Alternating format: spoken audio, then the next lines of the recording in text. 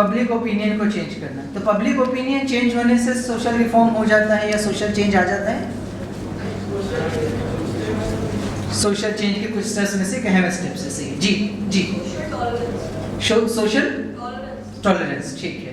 और world view का change करना है। तो ठीक है, ये सारी चीज़ें जो सोशल चेंज के प्रोसेस के अंदर शामिल हैं, उसके मीनिंग के अंदर शामिल हैं। अच्छा, हम लोग जब चेंज की बात करते हैं अक्सर, तो हमारे पास उसके लिए आमतौर पर जो इस्तिलाह इस्तेमाल की जाती है, या हम जो है वो इक़ामत दीन की बात करते हैं अक्सर। थोड़ा सा इक़ामत दीन को भी डिफ़ाइन कर लीजिए ताकि हमको जो सोशल चेंज के प्रोसेस को और उसकी स्ट्रेटजीज़ को समझने में आसानी हो। इक़ामत दीन किसे कहते हैं? कोई डिफ़ाइन करेगा? इक़ामत दीन जब आप कहते हैं तो क्या पिक्चर आपके जहन में आती है या क्या आपकी अंडरस्टैंडिंग है? बताया हुआ वे ऑफ लाइफ है वो एस्टेब्लिश हो जाए। कुछ वर्ड्स को आप ध्यान रखिए कि वो एस्टेब्लिश हो जाए, ठीक है। और इक़ामत दीन मतलब क्या? इस्लाम के बारे में जो गलत तस्वीर है क्लियर करना चाहिए। ये तो मिसकंसेप्शंस को दूर करना हो गया। हम कह रहे हैं कि इक़ामत दीन को डिफाइन कीजिए। दीन को अपनी लाइफ में करना है। पब्लिक लाइफ में इस्लाम को पब्लिक लाइफ में इस्लाम मौजूद रहे, ठीक है। देखिए, हम और थोड़ा आसान कर देते हैं। जब आप कुत्ता कहते हैं तो आपके सामने कुत्ते की इमेज आ जाती है। इंसान विजुअल्स में सोचता है ना। आप हाथी कहते हैं तो बंदर की फोटो नहीं आती है, हाथी की सिर्फ इमेज सामने आ रही है। तो जब हम इक़ामत दीन कह रहे हैं तो क्या पिक्चर आपके सामने आ रही है? एक एक से, ठीक है। जो पूरा डिस्कोर्स है हमारा पॉलिटिकल, सोशल, इकोनॉमिकल, उसमें हमें इस्लाम को इस तरीके से पेश करना है जिस तरीके से इस्लाम को खिलाफत राशिदा में पेश किया। जी, ठीक है। आप बोलिए, आप कुछ बोल रहे थे? जी।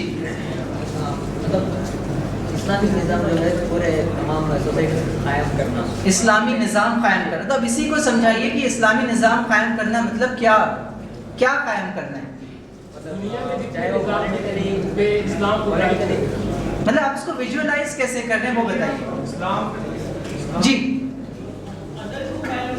अदल को कायम करना, इस्लामिक गवर्नेंस लाना, ठीक है। आप वे ऑफ लाइफ है, सोशल, इकोनॉमिक और पॉलिटिकल सिस्टम और एजुकेशन सिस्टम में इसको जो है कायम करने के लिए जद्दोजहद करना।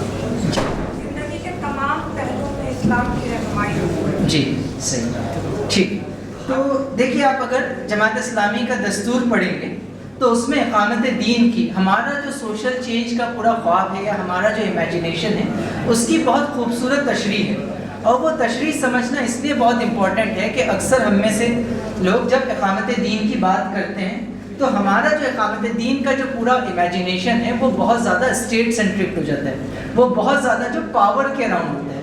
खुद जिस किताब का रेफरेंस हमने आपको दिया, तजदीद इहयाए दीन का, उसको भी अगर आप पढ़ेंगे तो आप ये महसूस करेंगे कि लैंग्वेज जो है वो बहुत ज़्यादा जो है स्टेट सेंट्रिक है। कि वो जब इंसानों को डिफ़ाइन कर रहे हैं तो रैयत की हैसियत से डिफ़ाइन कर रहे हैं। खुदा का जो पूरा इमेजिनेशन है वो महज एक हाकिम और बादशाह का एक कानून बनाने वाले का है। जाहिर सी बात है कि खुदा की वो हैसियत है और इंसानों की भी वो हैसियत है। लेकिन इक़ामत दीन महज कोई पॉलिटिकल प्रोजेक्ट नहीं है, महज पब्लिक लाइफ में इस्लाम के गलबे का कोई प्रोजेक्ट नहीं है। इक़ामत दीन महज पावर की कोई लड़ाई नहीं है, बल्कि ये उसके पूरे प्रोसेस का एक अहम हिस्सा है। तो हमारा दस्तूर अगर आप पढ़ेंगे तो वो बुनियादी तौर पर इक़ामत दीन के हवाले से 3 नुकात को पेश करता है। इसको बहुत अच्छे से समझिए, क्योंकि ये जितना क्लियर होगा उतना जो हमारा सोशल चेंज का इमेजिनेशन और सोशल चेंज की अंडरस्टैंडिंग क्लियर होगी, और जितनी वो अंडरस्टैंडिंग क्लियर होगी उतनी सही हमारी स्ट्रेटेजी होगी। अदरवाइज़ अगर हमारा इक़ामत दीन का पूरा आइडिया जो है पावर के अराउंड जो है वो बिल्ड हो जाए और हमारा पूरा इमेजिनेशन ये हो कि पावर वहाँ से छीन के यहाँ लानी है, तो फिर जाहिर सी बात है कि हमारा स्ट्रगल भी जो है वो उसी डायरेक्शन में होगा और उसके नतीजे में जो मतलूबा तब्दीली हम चाह रहे हैं वो नहीं आ पाएगी। तो दस्तूर जमात ये कहता है इक़ामत दीन के सिलसिले में पहली चीज़ है कि पूरे दीन की मुखलसाना पैरवी की जाए। यानी कि जो फर्स्ट स्टेप है इक़ामत दीन के सिलसिले में वो ये है कि आप पर्सनल लेवल पर अपनी ज़िंदगी में पूरे दीन की जो है मुखलसाना पैरवी करेंगे। जब आप ये कहते हैं इसका मतलब क्या होता है? इसका मतलब ये होता है कि आपका नमाज कायम करना भी इक़ामत दीन का एक हिस्सा है, लेकिन बहुत ज़्यादा स्टेट सेंटर्ड हमारा पूरा जब अंडरस्टैंडिंग डेवलप होती है तो हम जो वो इन पहलुओं को जो नज़रअंदाज कर जाते हैं। دوسری بات یہ کہیں گے کہ انفرادی اور اجتماعی زندگی کے گوشوں میں اسے اس طرح جاری و ساری کیا جائے کہ فرد کا ارتقاء یعنی کہ انسان کی پرسنل لائف میں اور اس کی پبلک لائف میں دین اور دین کی ویلیوز کو اس طریقے سے جو عمل میں لایا جائے، اس کو بڑھتا جائے، جس کے نتیجے میں فرد کا ارتقاء، ایک انڈیویجول کی گروتھ، اس کا پورا جو لائف سٹائل کا معاشرے کی تعمیر، سوسائٹی کا ریکنسٹرکشن یا اس کا فارمیشن، اور تیسرا ریاست کی تشکیل جو اسٹیٹ کا فارمیشن ہے، یہ تینوں چیزیں جو وہ اسلام کے مزاج، اسلامک ویلیوز کے مطابق ہوں۔ یہ اقامت دین کا جو بنیادی آئیڈیا ہے۔ اب جب آپ اس آئیڈیا پر کام کرتے ہیں، آپ نے یہ آئیڈیا سمجھ لیا اور اس آئیڈیا کی بنیاد پر آپ سوسائٹی کے اندر چینج لانا چاہتے ہیں، تو سوسائٹی کے اندر چینج لانے کے سلسلے میں جو بیسک اسٹیپ ہے وہ کیا ہے؟ ہمارے ایک ساتھی نے کہا تھا کہ آپ کو پبلک اوپینین کو چینج کرنا ہوتا ہے۔ سوشل چینج کا جو پروسیس ہے وہ کیسے شروع ہوتا ہے کہ کچھ لوگ ہیں جن کے پاس ایک فلسفہ ہے، بینگ اے ریوائولسٹ موومنٹ، ہمارے پاس ایک فلسفہ زندگی ہے، ایک تصور زندگی ہے، ایک خواب ہے۔ اس خواب کی بنیاد پر ہم نے ایک تحریک بنائی، ایک ریوائولسٹ موومنٹ بنائی۔ اب ہم اس موومنٹ کے ذریعے سے سوشل چینج لانا چاہتے ہیں، تو ہمارے سامنے جو پہلا اسٹیپ ہے وہ پبلک اوپینین کا بنانا ہے۔ تو آپ میں سے کوئی ڈیفائن کیجیے پبلک اوپینین کسے کہتے ہیں؟ پبلک اوپینین یعنی کہ کیا؟ جی جی سب سے پہلے ہوتی ہے معاوضہ، ایک ایموشنل لوگ ہوتے ہیں، ان کو ایموشنلی آپ کو ایکسپریس کرنا ہے اور ان کے اوپینین کو چینج کرنا ہے۔ نہیں، یہ تو راستے ہو گئے پبلک اوپینین کو چینج کرنا۔ ہم پوچھ رہے ہیں کہ پبلک اوپینین ہے کیا؟ لوگوں کی رائے، لوگوں کی رائے مطلب کیا؟ اب یہاں پر اگر 150 لوگ ہیں تو پبلک اوپینین کس کو کہیں گے؟ ہم اسٹیج پہ اس لیے ہمارا اوپینین پبلک اوپینین ہے، یا نوفل آپ کے آرگنائزر ہیں اس لیے ان کا اوپینین سب کا اوپینین ہے؟ جی جسٹیفائڈ ہے کہ یا یہ پورا انڈیا کا جو ہے UCC جسٹیفائڈ مانے گی کہ نہیں، یہ نہیں، وہ جسٹیفائڈ ہو یا غلط ہو یا صحیح ہو، اس سے قطع نظر پبلک اوپینین کیا ہے؟ میجورٹی کا اوپینین۔ جی آپ کچھ کہتے ہیں؟ سوشلی ایکسیپٹیڈ نارمس، ٹھیک ہے، کامن پرسیپشن آف سوسائٹی۔ تو یہ بتائیے کہ یہ جو سوشلی ایکسیپٹیڈ نارمس ہیں یا جو سوشل پرسیپشن ہے سوسائٹی کا، یہ ضروری ہے کہ میجورٹی کا پرسیپشن یا میجورٹی کا اوپینین ہو یا نہیں؟ یعنی کہ پبلک اوپینین کے سلسلے میں سمپل انڈرسٹینڈنگ یہ ہو سکتی ہے کہ پبلک کا اوپینین۔ اب ظاہر سی بات ہے کہ ہندوستان میں 140 کروڑ لوگ ہیں، تو اب ان 140 کروڑ لوگوں میں سے کس کے اوپینین کو پبلک اوپینین سمجھا جائے گا؟ تو ایک جواب تو یہ ہو سکتا ہے کہ 51% لوگوں کا اوپینین پبلک اوپینین بن جائے کیونکہ وہ میجورٹی میں ہے، اور دوسرا کوئی دوسرا ویو پوائنٹ ہو سکتا ہے۔ تو آپ کو کیا لگتا ہے دونوں میں سے کون سی بات صحیح ہے؟ جی جیسے ہر کمیونٹی کا ایک نمائندہ ہوتا ہے، تو ان نمائندے کا کیا اوپینین ہے، تو ہم اس سے کہہ سکتے ہیں کہ یہ ایک پبلک اوپینین بن گیا۔ ابھی انڈیا میں اتنی برہمن کمیونٹی ہے، ان کا ہی اوپینین پبلک اوپینین بن گیا، مطلب وہ جس کے پاس نالج ہے، جس کے پاس آئیڈیالوجی ہے، ان کا جو اوپینین ہے وہی پبلک اوپینین بن پڑا۔ یعنی کہ یہ بات کہی جا رہی ہے کہ پبلک اوپینین ضروری نہیں ہے کہ میجورٹی کا اوپینین ہو۔ کلیکٹیو اوپینین کسی اسپیسیفک ٹاپک جو سوسائٹی سے ریلیونٹ ہو، وہ ٹھیک ہے۔ دیکھیے پبلک اوپینین کے سلسلے میں یہ بات کہی جاتی ہے کہ بنیادی طور پر ضروری نہیں ہے کہ پبلک اوپینین یعنی کہ میجورٹی اس آئیڈیا پر کنونس ہو جائے۔ پبلک اوپینین کا بیسک مطلب یہ ہوتا ہے کہ ایک ووکل افیکٹو مائنورٹی، ایک انفلوئنشل مائنورٹی جب کسی آئیڈیا کو سبسکرائب کرتی ہے، اور وہ مائنورٹی ہو، نمبرز میں وہ کم ہو سکتے ہیں، 10% لوگ ہیں جو کسی آئیڈیا کو قبول کرتے ہیں، لیکن وہ 10% اپنے آپ میں ووکل ہیں اور افیکٹو ہیں، اور سماج میں جو الگ الگ پاور سینٹرز ہیں اس پر ان کا کنٹرول موجود ہے، سماج کو جو چیز گائیڈ کرتی ہے اس پر ان کا کنٹرول موجود ہے، تو اس کے ذریعے سے وہ جو اوپینین رکھتے ہیں وہ اوپینین الٹیمیٹلی جو ہے سماج چاہتے نہ چاہتے ہوئے بھی اس کو قبول کرتا ہے، چاہتے نہ چاہتے بھی لوگ اس کو ایکسیپٹ کرنے لگتے ہیں۔ ہو سکتا ہے کہ لوگ کانشیسلی ان کو برا کہتے ہیں، لیکن اس کے باوجود بھی ان کا جو بیہیویئر ہے اور ان کا جو لائف سٹائل ہے وہ انہی لوگوں کے نظریات کے مطابق چلتا ہے، کیونکہ وہ ووکل ہوتے ہیں، وہ افیکٹو ہوتے ہیں۔ تو پبلک اوپینین کا مطلب یہ نہیں ہوتا کہ آپ کو جو پبلک اوپینین میکنگ جب آپ کہتے ہیں یا اوپینین بلڈنگ کہتے ہیں، اس کا مطلب یہ نہیں ہوتا کہ آپ کو 51% لوگوں کا اوپینین لازمی چینج کرنا ہے۔ یقیناً جو آپ ہر کسی کے اوپینین کو چینج کرنے کی کوشش تو کریں گے، لیکن پرائمریلی یہ سمجھنا ہوگا کہ سماج میں کچھ اوپینین میکرز ہوتے ہیں, کچھ لوگ ہوتے ہیں جو باقی سماج کے پورے لائف سٹائل یا ان کے بیہیویئر کو انفلوئنس کرتے ہیں. تو وہ جو انفلوئنشیل کمیونٹی ہوتی ہے, اگین انفلوئنشیل کمیونٹی کا مطلب یہ نہیں کہ صرف اپر کاسٹ ہیں یا اپر کلاس ہیں, بلکہ وہ مختلف میدانوں میں مختلف لوگ ہوتے ہیں جو ایک انفلوئنس رکھتے ہیں اور ساتھ میں جو ووکل ہوتے ہیں. تو ان کا جب آپ اوپینین چینج کرتے ہیں تو ان کے ذریعے سے جو پبلک اوپینین جو بنتا ہے. اب یہ پبلک اوپینین بنانا جو ہے وہ پہلا اسٹیپ ہوتا ہے جس کے ذریعے سے آپ جو ہے وہ سوسائٹی کے اندر چینج لاتے ہیں. اور سوشل چینج کا جو پروسیس ہے وہ کیسے ورک کرتا ہے اس کو بھی ہم سمجھیں گے. اس سے پہلے سمجھیں کہ جب آپ پبلک اوپینین کی بات کرتے ہیں کہ ہم نے یہ سمجھا کہ ہم کو جو سوشل چینج کے لیے پبلک اوپینین بلڈ کرنا ہے, being a Jamaat Islami, being a SIO, being a revivalist movement, public opinion change کرنا ہے سوشل چینج کے لیے. تو پبلک اوپینین چینج کرنے کے لیے 5 بہت کی فنڈامنٹل چیزیں جس کا آپ کو خیال رکھنا ہوگا, جس کے بغیر پبلک اوپینین میکنگ کی کوئی ایکسرسائز جو کامیاب نہیں ہو سکتی. اس میں پہلا جو امپورٹنٹ اصول ہے, پہلا جو امپورٹنٹ پرنسپلس ہے وہ ہے اعتماد اور امیج کا اصول. کہ وہ لوگ جو لوگوں کے اوپینین کو بنانا چاہ رہے ہیں, بدلنا چاہ رہے ہیں, ان پر لوگ اعتماد کریں, ان کی امیج جو ہے وہ کلیئر ہونی چاہیے. اس کی سب سے بڑی مثال آپ کو کیا نظر آتی ہے انبیاء کی زندگی میں؟ آپ یہ دیکھیں گے کہ اللہ کے رسول صلی اللہ علیہ وسلم کی امیج ان کی سماج میں کیا تھی؟ ناصح کی تھی, امین کی تھی, صادق کی تھی. تو اگر آپ کی موومنٹ کے سلسلے میں لوگ اعتماد کا رویہ نہیں رکھتے, لوگ آپ کو سمجھتے ہیں کہ یہ انویڈرز ہیں, یہ آؤٹ سائڈرز ہیں, یہ فارنرز ہیں, یہ ملک سے لائل نہیں ہیں, تو اگر آپ کے سلسلے میں یہ امیجنیشن ہے, یہ انڈرسٹینڈنگ ہے, تو پھر آپ کبھی جو ہے لوگوں کے اوپینین کو جو چینج نہیں کر سکتے, کیونکہ آپ ہر جو بات کہیں گے وہ ریجیکٹ کر دی جائے گی, کیونکہ آپ کی ذات جو ہے وہ قابل اعتماد نہیں ہے. تو پبلک اوپینین کے سلسلے میں اعتماد کا یہ جو اصول ہے, امیج کا یہ جو اصول ہے, اس کا خیال رکھنا بہت ضروری ہے. انبیاء اکرام اسی لیے دیکھیں کہ جب بھی وہ دعوت پیش کرتے تھے تو اس کے ساتھ کیا کہا کرتے تھے کہ اس کے بدلے میں تم سے کوئی چیز نہیں چاہتا. تو یہ کہنا کہ ہم بے لوس ہیں, یہ بہت امپورٹنٹ ہے.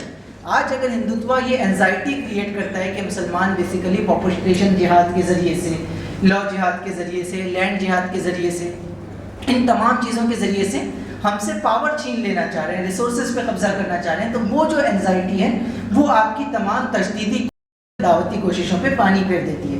تو اعتماد کا یہ اصول بہت امپورٹنٹ ہے. پبلک اوپینین فارم کرنے کے لیے دوسرا جو بہت امپورٹنٹ پرنسپل ہے وہ پریکٹیکل ایگزامپلس کا, عملی نمونوں کا اصول ہے. کہ جب آپ ایک بڑا چینج لانا چاہتے ہیں تو اس بڑے چینج کے لیے یہ ضروری ہے کہ آپ جو آئیڈیا سامنے رکھ رہے ہیں, جو فلسفی سامنے رکھ رہے ہیں, اس کے سلسلے میں عملی مثالیں, پریکٹیکل ایگزامپلس لوگوں کے سامنے جو ہونی چاہیے. ایک تو یہ کہ اس کے نتیجے میں آپ کی آئیڈیا کی کریڈیبلٹی بڑھتی ہے. دوسرا یہ کہ جو پبلک سائیکی ہوتی ہے, عوام کی جو نفسیات ہوتی ہے, ہم آگے تفصیل سے بات کریں گے. ہر انسان کے لیے ممکن نہیں ہے کہ وہ اکیڈمک ڈسکشنز کو سمجھ سکے, وہ بہت فلسفیکل باتوں کو سمجھ سکے, لیکن وہ اکیڈمک چیزیں, وہ فلسفیکل ڈسکشن جب کسی پریکٹیکل ماڈل کی شکل میں سامنے آتا ہے تو پبلک مائنڈ سیٹ یہ ہوتا ہے کہ وہ اس کو قبول کرتا ہے, اس سے وہ انفلوئنس ہوتا ہے. تو دوسرا عملی نمونوں کا معاملہ جو مولانا مودودی علیہ الرحمہ نے عملی شہادت کے عنوان سے جو شہادت حق میں سمجھایا. تیسرا پبلک اوپینین بنانے کا بہت امپورٹنٹ جو اصول ہے وہ شناسائی اور اپنائیت کا اصول ہے. کہ آپ کے اور ان لوگوں کے درمیان جن کا اوپینین آپ بنانا چاہ رہے ہیں کوئی سینس آف بلانگنگ ہونا چاہیے, سینس آف اٹیچمنٹ ہونا چاہیے. اگر وہ آپ کے سلسلے میں یہ سمجھتے ہیں کہ آپ باہر سے ہیں اور آپ کے اور ان کے درمیان کامن فیکٹرز کو آپ تلاش نہیں کر پاتے ہیں, اپنائیت پیدا نہیں کر پاتے, تب بھی آپ کی بات کا بہت زیادہ وزن جو ہے وہ نہیں پڑ سکتا. قرآن مجید نے اسی لیے اس بات کو بھی ہائی لائٹ کیا نا کہ جتنے انبیاء بنائے گئے وہ اسی قوم سے اٹھائے گئے جہاں ان کو کام کرنا تھا, اور وہ اسی زبان میں, اسی لینگویج میں بات کرتے تھے جہاں باقی لوگ بات کرتے تھے. وہ انہی فیملیز سے بلانگ کرتے تھے, اسی خاندان اور اسی قبیلے سے بلانگ کرتے تھے. تو پبلک اوپینین کے سلسلے میں یہ بھی بڑی امپورٹنٹ چیز ہے کہ سوشل چینج اس وقت تک نہیں آئے گا جب تک پبلک اوپینین نہیں بنے گا, اور پبلک اوپینین اس وقت تک نہیں بنے گا جب تک آپ کے اور ہندوستان کی باقی عوام کے درمیان اپنائیت کا رشتہ جو, شناسائی کا رشتہ جو پیدا نہ ہو. اس لیے آپ دیکھیں گے کہ اس پورے کانٹیکس میں جب پورے اسلاموفوبیا کے ڈسکورس کو آپ دیکھیں گے تو آپ کو سمجھ میں آئے گا کہ وہ ڈسکورس کیوں ڈینجرس ہے.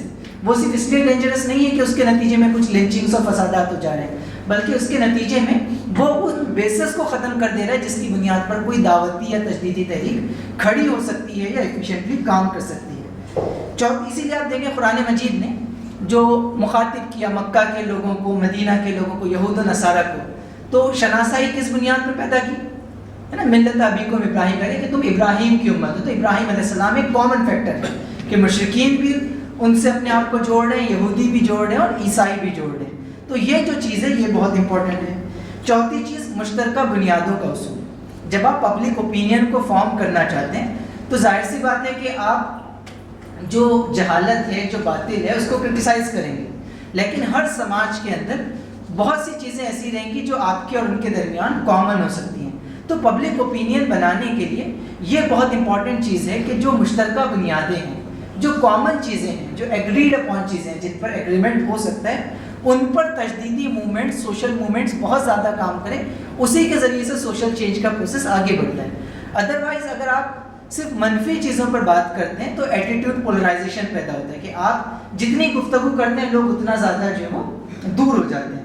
سوشل چینج کے پورے پروسیس میں ایٹیٹیوڈ پولرائزیشن، کنفرمیشن بائس، یہ بہت بڑے ہرڈلز ہوتے ہیں کہ آپ جو ہے وہ سامنے والے کی غلطی بتاتے ہیں تو اس کے نتیجے میں ہاسٹیلٹی پیدا ہوتی ہے، اس کو لگتا ہے کہ یہ ہمارے مخالفین ہی ہیں۔ تو تجدیدی موومنٹس کے لیے بہت امپورٹنٹ چیز یہ ہے کہ ہمارا نظریہ تو آفاقی ہے لیکن اس کی جڑیں ہم جو ہے وہ اپنے ہندوستانی سماج میں، ہندوستانی مٹی میں تلاش کر سکیں، کامن گراؤنڈ جو تلاش کر سکیں۔ اور پانچواں جو پبلک اوپینین کا اہم اصول ہوتا ہے وہ دلچسپی کا اصول ہوتا ہے، لوگوں کے انٹرسٹ کا اصول۔ یعنی کہ آپ انبیاء کے ڈسکورس میں دیکھیں گے کہ ایک طرف تو انبیاء اکرام نے وہ سوالات کھڑے کیے جو دین کے فنڈامنٹل سوالات تھے، دین کے بنیادی کنسرنس تھے، تصور زندگی کے سلسلے میں، زندگی کے بعد کی زندگی کے سلسلے میں، صحیح اور غلط کے سلسلے میں، حرام اور حلال کے سلسلے میں۔ وہیں اسی کے ساتھ ساتھ وہ جس سماج میں کام کرتے ہیں اس سماج کے اپنے کیا سوالات ہیں، وہاں کیا ڈومیننٹ ڈسکشن ہے، وہاں کیا ڈسکورس ہے، وہاں کیا مدعے ہیں، وہاں لوگوں کی کیا دلچسپیاں ہیں، اس کے ساتھ بھی وہ انگیج ہوتے تھے۔ تو کوئی تجدیدی موومنٹ ہندوستان میں یہ نہیں کہہ سکتی کہ کاسٹزم ہمارا مسئلہ نہیں ہے یا ریزرویشن ہمارا مسئلہ نہیں ہے تو ہم کیوں اس کے ساتھ انگیج ہو۔ آپ کو یہ سمجھنا پڑے گا کہ جب آپ یہاں کی پبلک کے اوپینین کو شیپ دینا چاہ رہے ہیں، یہاں سوشل چینج لانا چاہ رہے ہیں، تو یہاں یہ جو اصول ہے کہ یہاں لوگوں کی دلچسپی اور کنسرنس کیا ہیں، ان کی انزائٹیز کیا ہیں، ان کے اسپائریشنس کیا ہیں، اس کو سمجھیے اور اس کے مطابق اپنی اسٹریٹجیز کو اور اپنی پرائرٹیز اور اپنے لینگویج کو شیپ دیں۔ تو یہ 5 اصول ہیں بنیادی طور پر پبلک اوپینین کے سلسلے میں، یہ آپ کو سمجھنا ہوگا۔ اور یہ جب اوپینین آپ سمجھ جاتے ہیں کہ پبلک اوپینین اس طریقے سے یا ان اصولوں کے حوالے سے بنتا ہے تو اس کی بنیاد پر آپ جو سوسائٹی کے اندر پبلک اوپینین بنانے کا کام کریں گے۔ اب آپ مجھے بتائیے کہ پبلک اوپینین بنانے کا کام کیسے ہوتا ہے۔ ہم نے ان 5 اصولوں کو سمجھ لیا، اب ان 5 اصولوں کی بنیاد پر ہم پبلک اوپینین بنانا چاہ رہے ہیں اور اس کے ذریعے سے سوشل ٹرانسفارمیشن چاہ رہے ہیں۔ تو وہ کیسے پریکٹیکلی کیسے ہوتا ہے یہ کام، یا کیسے ہو سکتا ہے؟ ان 5 اصولوں کو ذہن میں رکھ کر آپ بتائیے کہ آپ کو کیا لگتا ہے کہ سوشل چینج کا کام کیسے ہوتا ہے، یہ کیسے ہو سکتا ہے؟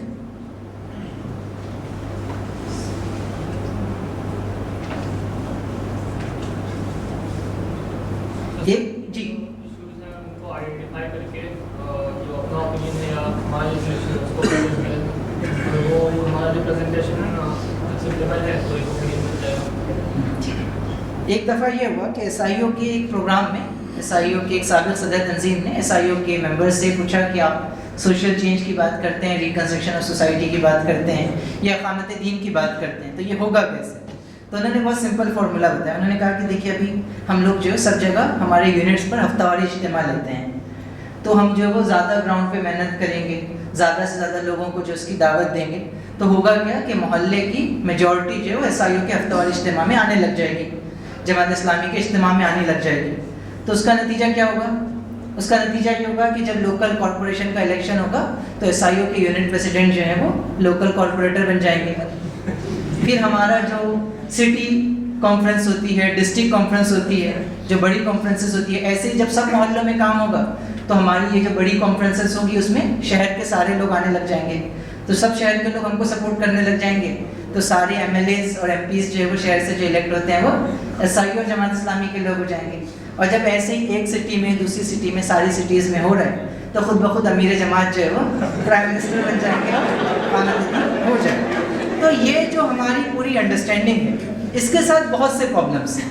ایک تو ہمارا پورا امیجنیشن اقامت دین کا اسٹیٹ کے اراؤنڈ بلڈ ہوتا ہے، دوسرا یہ کہ ہم سوسائٹی کو بہت پلین دیکھتے ہیں کہ بالکل ایک کوئی پلین پیپر ہے اور اس میں ہم جیسا چاہیں ویسا لکھ دیں، یہ ایسے کام نہیں کرتا۔ تو اب ہم کو سوشل چینج کے پروسیس میں ہم نے پبلک اوپینین کو سمجھ لیا، لیکن یہ پبلک اوپینین آپ کو بنانا کہاں ہے؟ سوسائٹی میں بنانا ہے۔ تو سوسائٹی کیا ہے اس کو تھوڑا سا ہم لوگ سمجھیں گے۔ تو آپ مجھے بتائیں کہ سوسائٹی کیا ہے؟ سوشل چینج کا مطلب جلد سے بات ہے کہ سوسائٹی میں چینج لانا ہے، تو سوسائٹی کو بھی سمجھنا ہے۔ تو سوسائٹی کیا ہے؟ سماج کیسے بنتا ہے؟ ایسا سموہ جہاں پہ انیک پرکار کے لوگ رہتے ہیں۔ جی، تو لوگوں سے مل کے سماج بنتا ہے، یہ بات صحیح ہے؟ جی، نارمس اینڈ انسٹیٹیوشنس آلسو، بہت امپورٹنٹ بات ہے۔ تو یہ دیکھیے بہت امپورٹنٹ ہے، اگر آپ سیریسلی سوشل چینج کا کام کرنا چاہتے ہیں تو یہ بات سمجھ جائیے کہ سوسائٹی جو ہے وہ صرف انسانوں سے مل کے نہیں بنتی۔ یعنی کہ آپ عام طور پہ نا کہ یہ حدیث بہت معروف ہے کہ انسان کے جسم میں گوشت کا ایک لوتھڑا ہے، آپ اس کو سدھار دیں تو پورا انسان سدھر جائے گا، وہ قلب ہے۔ تو فرد کے سلسلے میں تو یہ ہو سکتا ہے کہ اس کا قلب بدلے تو انسان کے رویے بیہیویئر اور بہت سی چیزیں بدلیں، لیکن سوسائٹی میں انسان کی حیثیت اس قلب کی نہیں ہے کہ بس انسان چینج ہو گیا تو پورا سماج چینج ہو جائے گا۔ تو انسان محض جو ہے وہ سوسائٹی جو محض انسانوں سے مل کر نہیں بنتی، بلکہ سوسائٹی میں جہاں انسان ہوتے ہیں وہیں انسانوں کے اندر بھی کیٹیگریز ہوتی ہیں۔ بہت سے لوگ ایک خاص قسم کا ورلڈ ویو رکھتے ہیں، ایک خاص قسم کی انڈرسٹینڈنگ رکھتے ہیں، کسی خاص کلاس یا کسی خاص کاسٹ سے بلانگ کرتے ہیں، ان کی اپنی ایک مخصوص ہسٹری ہوتی ہے، ایک کلچر ہوتا ہے، ان کی اپنی کچھ پرائرٹیز ہوتے ہیں، ان کے کسٹمس اور ٹریڈیشنس ہوتے ہیں، بلیفس ہوتے ہیں۔ اس کی بنیاد پر سب گروپس بن جاتے ہیں، انسانوں کے بھی بہت سارے گروپس بن جاتے ہیں۔ تو سوسائٹی بنیادی طور پر بنتی ہے انڈیویجول ممبرس سے، ان ممبرس کے ذریعے سے بننے والے سب گروپس سے، ان کے ذریعے سے بننے والے جو ہے وہ الگ الگ جو ہے وہ ان کے بلیف سسٹمس ہیں، ان کے کسٹمس ہیں، اور ہم انسانوں کے علاوہ باقی بہت ساری مخلوقات بھی یہاں رہتی ہیں، باقی بہت سے نیچرل ریسورسز ہیں۔ تو ان سب کا آپس میں رشتہ، انسانوں کا باقی مخلوقات سے رشتہ، باقی مخلوقات کا انسان سے رشتہ، انڈیویجولس کا گروپس سے رشتہ، گروپس کا انڈیویجول سے رشتہ، ان سب کا سوسائٹی میں موجود انسٹیٹیوشن سے رشتہ، انسٹیٹیوشنس کا جو ہے وہ انسانوں سے رشتہ، یہ سب جو ہے وہ کس بلیف سسٹم کے تحت ڈیولپ ہو رہے ہیں اور ان کے درمیان پاور کا ڈسٹریبیوشن کیسا ہے، یہ ساری چیزیں مل کر جو ہے وہ سوسائٹی بنتی ہے۔ اور جب آپ سوشل چینج کا کام کرنا چاہتے ہیں تو آپ کو ان تمام فیکٹرز کو سمجھنا ہوتا ہے اور ان تمام فیکٹرز پر جو کام کرنا ہوتا ہے۔ تو آپ بنیادی طور پر یہ نوٹ کر سکتے ہیں کہ سوسائٹی میں 7 سے 8 بیسک کمپوننٹس ہیں جو ہماری سوسائٹی کو یا کسی بھی ماڈرن سوسائٹی کو شیپ دے رہے ہیں۔ اس میں پہلی جو سب سے امپورٹنٹ اور اہم چیز ہے وہ انسٹیٹیوشنس ہیں، اجتماعی ادارے ہیں۔ یہ اجتماعی ادارے، اور اس میں اسٹیٹ ایک پاورفل ادارہ ہے، ایسے ہی بہت سارے ادارے، جو جوڈیشری ایک ادارہ ہے، ڈیپ اسٹیٹ اور بیوروکریسی ایک اہم ادارہ ہے، میڈیا ایک امپورٹنٹ انسٹیٹیوشن ہے۔ ماڈرن دنیا میں جو ہے وہ UN اور اس کے ذریعے سے آپ دیکھیں گے کہ ایسے بہت سے ادارے ڈیولپ ہوئے ہیں، اور یہ جو اجتماعی ادارے ہیں، یہ جو پبلک پلیٹ فارمس ہیں، بڑے بڑے پبلک انسٹیٹیوشنس ہیں، یہ پورے پبلک کے مائنڈ سیٹ کو جو ہے وہ ایک خاص رخ پر لے کر جاتے ہیں۔ ان کا سمجھنا بہت اہم ہے۔ محترم امیر جماعت جو ہے وہ اس پر اتنا زیادہ ایمفیسائز کرتے ہیں کہ آپ یہ دیکھیں گے کہ ہمارے دستور کے سلسلے میں ہم نے آپ سے کہا تھا کہ جب ہمارا دستور سوشل چینج یا اقامت دین کو ڈیفائن کرتا ہے تو وہ 3 چیزیں کہتا ہے: فرد کی تربیت، معاشرے کی تشکیل، ریاست کا قیام۔ محترم امیر جماعت اس میں چوتھا پوائنٹ جو وہ ایڈ کرتے ہیں، وہ کہتے ہیں کہ آج کی دنیا میں چوتھا جو بہت امپورٹنٹ فیکٹر ہے وہ ملکی اور عالمی اجتماعی ادارے ہیں۔ جیسے اس کی ایک چھوٹی سی مثال ہم آپ کو دیتے ہیں، SDGs کے بارے میں آپ نے سنا ہوگا۔ کیا ہے یہ؟ Sustainable development goals. جی جی، کس کے سیٹ کیے ہوئے؟ یونائٹڈ نیشنز کی۔ لیکن آپ دیکھیں گے کہ یونائٹڈ نیشنز نے سسٹینیبل ڈیولپمنٹ گول کے حوالے سے ایک ایجنڈا دیا ہے کہ 2030 تک دنیا کے اندر یہ چیزیں ہونی چاہیے۔ تو جینڈر کو لے کر اس میں ایک خاص پوزیشن ہے، کلاس کو لے کر ایک خاص پوزیشن ہے، ایجوکیشن کے ایکسس کو لے کر اس میں ایک خاص ایجنڈا دیا گیا ہے۔ اور دنیا کی سارے ممالک، چاہے وہاں پہ BJP ہو، چاہے وہ فار رائٹ ہو، لبرلس ہو، کوئی بھی ہو، وہ سب کے سب بندھے ہوئے ہیں کہ الٹیمیٹلی ان کو جو پالیسیز بنانا ہے وہ ان ایجنڈاز کے اکارڈنگلی بنانا ہے. تو آپ دیکھ رہے ہیں کہ ایک عالمی اجتماعی ادارہ کس طریقے سے آپ کی لوکل پالیسی کو بھی اور لوکل جو گورننگ سسٹم ہے آپ کا, چاہے وہ پنچایت راج ہو, تو اس پنچایت راج کے تحت بھی جو اسکول چلے گا یا وہاں بھی جو سسٹم بنے گا اس کا کیا ڈائریکشن ہوگا, اس کا کیا اورینٹیشن ہوگا, تو وہ SDGs کے گولز کی بنیاد پر جو طے. تو اس لیے جو وہ انسٹیٹیوشنس ایک پاورفل چیز ہے جس کے ذریعے سے سوسائٹی جو وہ بنتی ہے اور بگڑتی ہے. دوسری جو بہت امپورٹنٹ چیز ہے وہ ٹریڈیشنس ہیں, روایات ہیں, کہ جو چیز روایت کے طور پر چلی آ رہی ہے اس کو سمجھنا بہت امپورٹنٹ ہے کہ یہ بہت پاورفل چیز ہے. آپ دیکھیں کہ انبیاء اکرام جب دعوت پیش کرتے تھے, تبدیلی کا مطالبہ کرتے تھے, تبدیلی کے لیے جدوجہد کرتے تھے, تو ایک بڑا آرگیومنٹ کیا آتا تھا سامنے, ہمارے باپ دادا سے یہ چیز چلی آ رہی ہے, ہمارے فور فادر سے یہ چیز چلی آ رہی ہے. تو ہم جس طریقے سے سمجھتے ہیں کہ انسان محض ایک ریشنل بینگ ہے اور آپ اس کو ڈسکورس اور آرگیومنٹ کے ذریعے سے کنونس کر سکتے ہیں اور چینج کر سکتے ہیں, سوسائٹی ایسے فنکشن نہیں کر سکتی. ہمارے پورے لٹریچر میں یہ ایک بہت امپورٹنٹ پوائنٹ ہے جس پہ غور کرنا چاہیے کہ ہم بہت زیادہ جو وہ ریشنل ہو کر بات کرتے ہیں اور لاجک کی زبان میں بات کرتے ہیں, لیکن لاجک اپنے آپ میں سوشل چینج کے لیے کافی نہیں ہوتا. ٹریڈیشنز ایک بہت پاورفل چیز ہوتی ہے, تو ٹریڈیشنز کو سمجھنا, ٹریڈیشنز جو سوسائٹی کو شیپ دیتے ہیں. تیسری چیز ہے نارمس. نارمس کا مطلب کیا ہوتا ہے, جو چیز سوشلی ایکسیپٹیبل ہو جائے, اور جو چیز سوشلی ایکسیپٹیبل ہوگی سوسائٹی اس میں جو ڈھلتی چلی جائے گی. اس کی ایک بہت آسان سی مثال آپ دیکھیں کہ ایک آدمی ہے, وہ اپنے گاؤں میں ریلوے اسٹیشن پر گیا ہوا ہے, ریلوے اسٹیشن پر ٹہل رہا ہے, تو وہ کہیں بھی تھوک دے گا. لیکن وہی آدمی جو ایئرپورٹ پر چلا جائے گا تو وہ بالکل بھی نہیں تھوکے گا. اس کی وجہ کیا ہے, نارم نہیں ہے. ریلوے اسٹیشن پہ تھوک دینا جو نارم بن گیا, ہر کوئی تھوکتا ہے تو اس کو لگتا ہے کہ کوئی اتنا بڑا مسئلہ نہیں ہے. لیکن ایئرپورٹ پہ وہ جائے گا تو ایک پورا انوائرمنٹ بالکل جو مختلف ہوتا ہے. تو انسان کا جو بیہیویئر ہے, اس کی جو لائف سٹائل ہے, وہ بہت زیادہ جو وہ اس سوسائٹی میں جو نارمس ہیں اس کے ذریعے سے جو گورن ہوتی ہیں, اور بہت سبٹل انداز میں اس کو پروموٹ کیا جاتا ہے. جیسے مثال کے طور پر آپ دیکھیں کہ ہومو سیکشولیٹی کا ایک بہت امپورٹنٹ جو ہے نریٹو ہے, وہ کیا ہے, لو از لو. جینڈر جو ہے یا سیکشولیٹی جو ہے وہ فلوئڈ ہے. جب آپ اس آئیڈیا کو قبول کرتے ہیں تو جو اس کو نارم کیسے بنایا جاتا ہے, آپ دیکھیں کہ ہر فلم میں کوئی نہ کوئی کیریکٹر ہوگا, آپ کو بولنے کی ضرورت نہیں ہوتی, لیکن آپ بار بار اس کو بتائیں گے. کچھ کیریکٹر سامنے آئیں گے, کچھ اسٹوریز سامنے آئیں گی, کچھ اور چیزیں آتی رہیں گی سامنے, جس کے ذریعے سے وہ چیز سوسائٹی میں نارم بن جائے, ایکسیپٹیبل بن جائے, اس کی کراہیت ختم ہو جائے. تو جب کسی چیز کی کراہیت ختم ہو جاتی ہے, کسی چیز کا گھنونا ہونا یہ ذہن سے ختم ہو جاتا ہے, مورل سینسٹیوٹی ختم ہو جاتی ہے, تو وہ چیز نارم بن جاتی ہے. تو سوسائٹیز جو ہے وہ نارم سے بنتی ہے. جہیز ہر کوئی کہے گا کہ یہ غلط بات ہے, لیکن لوگ کیوں آسانی سے لیتے اور دیتے ہیں, کیونکہ وہ نارم ہے. ایک مسلمان ہے تو وہ جو ہے آپ دیکھیں گے کہ جنسی معاملات میں بہت جو ہے وہ حساس ہوتا ہے, لیکن مالی معاملات میں نہیں ہوتا. کیوں؟ کیونکہ مسلم معاشرہ جو جنسی معاملات کے سلسلے میں حساس ہے, وہ جو وہ اس چیز کو, ایکسٹرا میرٹل افیئرس کو جو وہ قبول نہیں کرتا, وہ نارم نہیں ہے. لیکن بزنس میں جھوٹ بولنا نارم ہے. تو جو نارم بنے گا وہ سوسائٹی کے اندر جو وہ پھیل جاتا ہے, لوگ اس کے حساب سے جو معاملات کرنے لگ جاتے ہیں. چوتھی جو چیز ہے وہ ہیبٹس ہیں, عادتیں ہیں.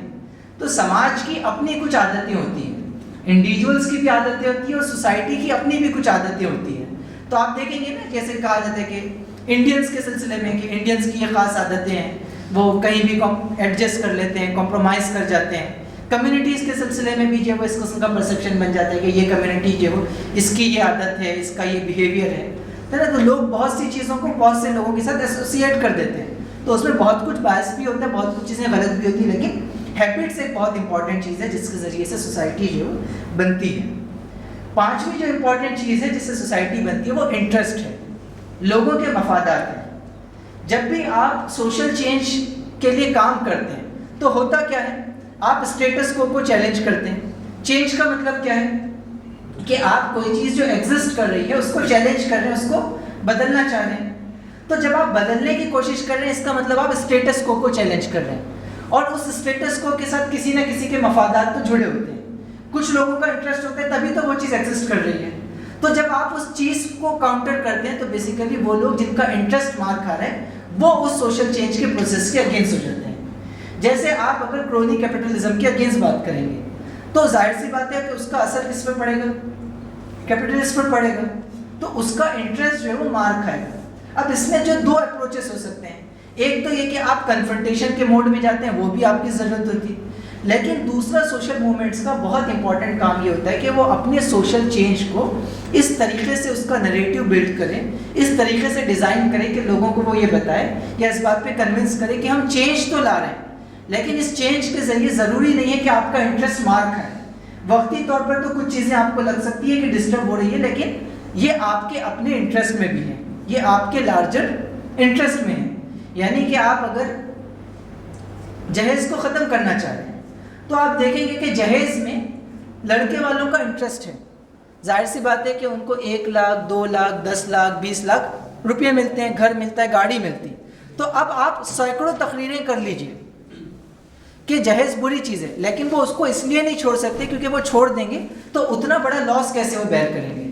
تو آپ کو جب جہیز کے پورے مسئلے کے خلاف کوئی موومنٹ ڈیزائن کرنی ہے، نریٹو ڈیزائن کرنا ہے، پبلک اوپینین بنانا ہے، تو آپ کو بیسیکلی ایسا سولوشن دینا پڑے گا کہ آپ ایک طرف تو ان کو یہ بتائیں کہ یہ مسئلے کو حل کرنا ہے، چینج لانا ہے، لیکن ساتھ میں یہ بتانا پڑے گا کہ اس کے ذریعے سے جو نقصان آپ کا ہو رہا ہے اس کی بھرپائی کیسے ہو سکتی ہے۔ تو یہ کہ آپ یہ کہیں گے کہ آپ کو جہیز لینا پڑتا ہے تو آپ کو جہیز دینا بھی پڑتا ہے، تو آپ اگر لیں گے نہیں تو ساتھ میں جو دینے کا برڈن بھی جو سوسائٹی میں کم ہوگا۔ تو لوگوں کے انٹرسٹ کو سیف گارڈ کرنا یہ جو سوشل چینج کے سلسلے میں بہت امپورٹنٹ چیز ہے۔ چھٹی چیز ہے موریلٹی اینڈ مورل سینسٹیوٹی، کہ ہر سماج کی اپنی کچھ اخلاقیات ہوتی ہیں، ہر سماج کی اپنی کچھ ویلیوز ہوتی ہیں۔ تو یہ سمجھنا کہ سماج کی اخلاقیات کیا ہیں اور اس کن اخلاقیات کے سلسلے میں سماج کے اندر مورل سینسٹیوٹی پیدا کرنی ہے۔ جیسے بہت سی ویسٹرن کنٹریز میں آپ دیکھیں گے تو جو انٹر پرسنل ریلیشن شپس ہیں اس کے سلسلے میں مورل اسٹینڈرڈس بہت ہائی ہیں، کہ ایک آدمی جو ہے وہ 10 بار جو ہے وہ تھینک یو بولیں گے، سوری بولیں گے۔ ہیرارکی جس طریقے سے کاسٹ بیس ہمارے پاس دکھتی ہے ویسے آپ کو ویسٹرن کارپوریٹس میں نہیں دکھے گی، تو وہ بہت ساری چیزیں آپ کو نظر آئیں گی۔ تو آپ یہ دیکھیں گے کہ ہیومن رائٹس کے حوالے سے یا ہیومن ڈگنیٹی کے حوالے سے جو ظاہری مینیفیسٹیشنز اس کے ہوتے ہیں اس میں مورل سینسٹیوٹی بہت زیادہ ہے، کہ کوئی جونیئر بھی ہے تو اس پہ پریشر نہیں ہے کہ وہ اپنے سینئر کو جو سر کہے یا اس کے سامنے جھکے، بلکہ وہ جو وہ ایک دوسرے کا نام لیتے ہیں۔ تو آپ دیکھیں گے کہ ان معاملات میں سینسٹیوٹی بہت زیادہ ہے، لیکن جہاں اخلاقی معاملات ہو جائے وہاں سینسٹیوٹی بالکل جو ہے وہ ختم ہو جاتی ہے۔ تو یہ سمجھنا کہ سماج میں مورالٹی کا تصور کیا ہے، اخلاق کا تصور کیا ہے، مورل سینسٹیوٹی کن حوالوں سے پائی جاتی ہے، کن حوالوں سے نہیں پائی جاتی۔ ساتویں بہت امپورٹنٹ چیز، 7 چیز جس سے سوسائٹی بنتی ہے وہ ہسٹری ہے۔ ہر سماج کی اور وہاں رہنے والے گروپس کی اپنی ایک تاریخ ہوتی ہے، ان کا اپنا ایک ہسٹری ہوتی ہے۔ یہ بہت امپورٹنٹ چیز ہے کہ ہم لوگ جس دنیا میں جی رہے ہیں اس کے بارے میں سمجھیں کہ یہ کنٹینیوٹی ہے، ہم بیچ میں سے آ کر کوئی نئی چیز کریٹ نہیں کر رہے ہیں، چاہے وہ S I O who, Jamaat Islami who. S I او میں بھی ایک کے بعد ایک میخات ہیں، اور صرف میخاتیں ہی نہیں بلکہ ایس آئی او یا جماعت اسلامی بھی وہ جو پوری اسلامی تحریک ہے، جو انبیاء کی تحریک ہے، پھر اس کے بعد عمر بن عبدالعزیز سے لے کے شاہ ولی اللہ اور امام ابن تیمیہ اور غزالی کی جو تحریک ہے، آپ اس کا کنٹینیوشن ہے۔ تو ویسے ہی آپ کے جو اپوننٹس ہیں یا جو باقی لوگ ہیں جو اپوننٹس نہیں بھی ہیں، ان کی بھی اپنی ایک ہسٹری ہے، ان کا بھی ایک تسلسل ہے۔ تو سوسائٹی کے اندر ہسٹری بہت امپورٹنٹ جو رول پلے کرتی ہے۔ اس وقت آپ دیکھیں گے کہ ہندوتوا کا جو پورا پروجیکٹ چل رہا ہے، جو سوشل اسٹرکچر اور جو سوشل چینج کا پورا کام ہندوتوا موومنٹس کر رہی ہیں، اس کا جو اصل میدان ہے جس میں سب کچھ کیا جا رہا ہے وہ پرائمریلی ہسٹری ہے، اور ہسٹری کے ریفرنس سے جو ہے وہ فیوچر کو جو ڈیولپ کرنے کی یا فیوچر کے ایک خاص امیجنیشن کو ڈیولپ کرنے کی کوشش ہو رہی ہے، وہ ہسٹری کی بات ہے۔ اور 8ویں چیز ہے سوسائٹی کا بلیف سسٹم، لوگوں کے عقیدے، لوگوں کے نظریات، خدا کے سلسلے میں ان کا تصور ہے۔ تو بلیف سسٹم میں کون سے سوالات ہوتے ہیں؟ بہت بنیادی سوالات ہوتے ہیں۔ Idea of existence, idea of self, کہ میں کون ہوں، میرا بنانے والا کون ہے، میرے اور میرے بنانے والے کے درمیان کیا رشتہ ہے، وہ مجھ سے کیا چاہتا ہے، کیا نہیں چاہتا، میرا اور میرے بنانے والے کا رشتہ کیا ہے، میرا اور باقی مخلوقات کا رشتہ کیا ہے، باقی مخلوقات کا اور میرا رشتہ کیا ہے۔ تو یہ جو بنیادی سوالات ہیں ایگزسٹنس کے، اس کے ذریعے سے انسان کا بلیف سسٹم جو ہے اس کا عقیدہ جو شیپ پاتا ہے۔ اور ان 8 چیزوں کے ذریعے سے جو کوئی بھی سوسائٹی بنتی ہے، کوئی بھی سماج بنتا ہے۔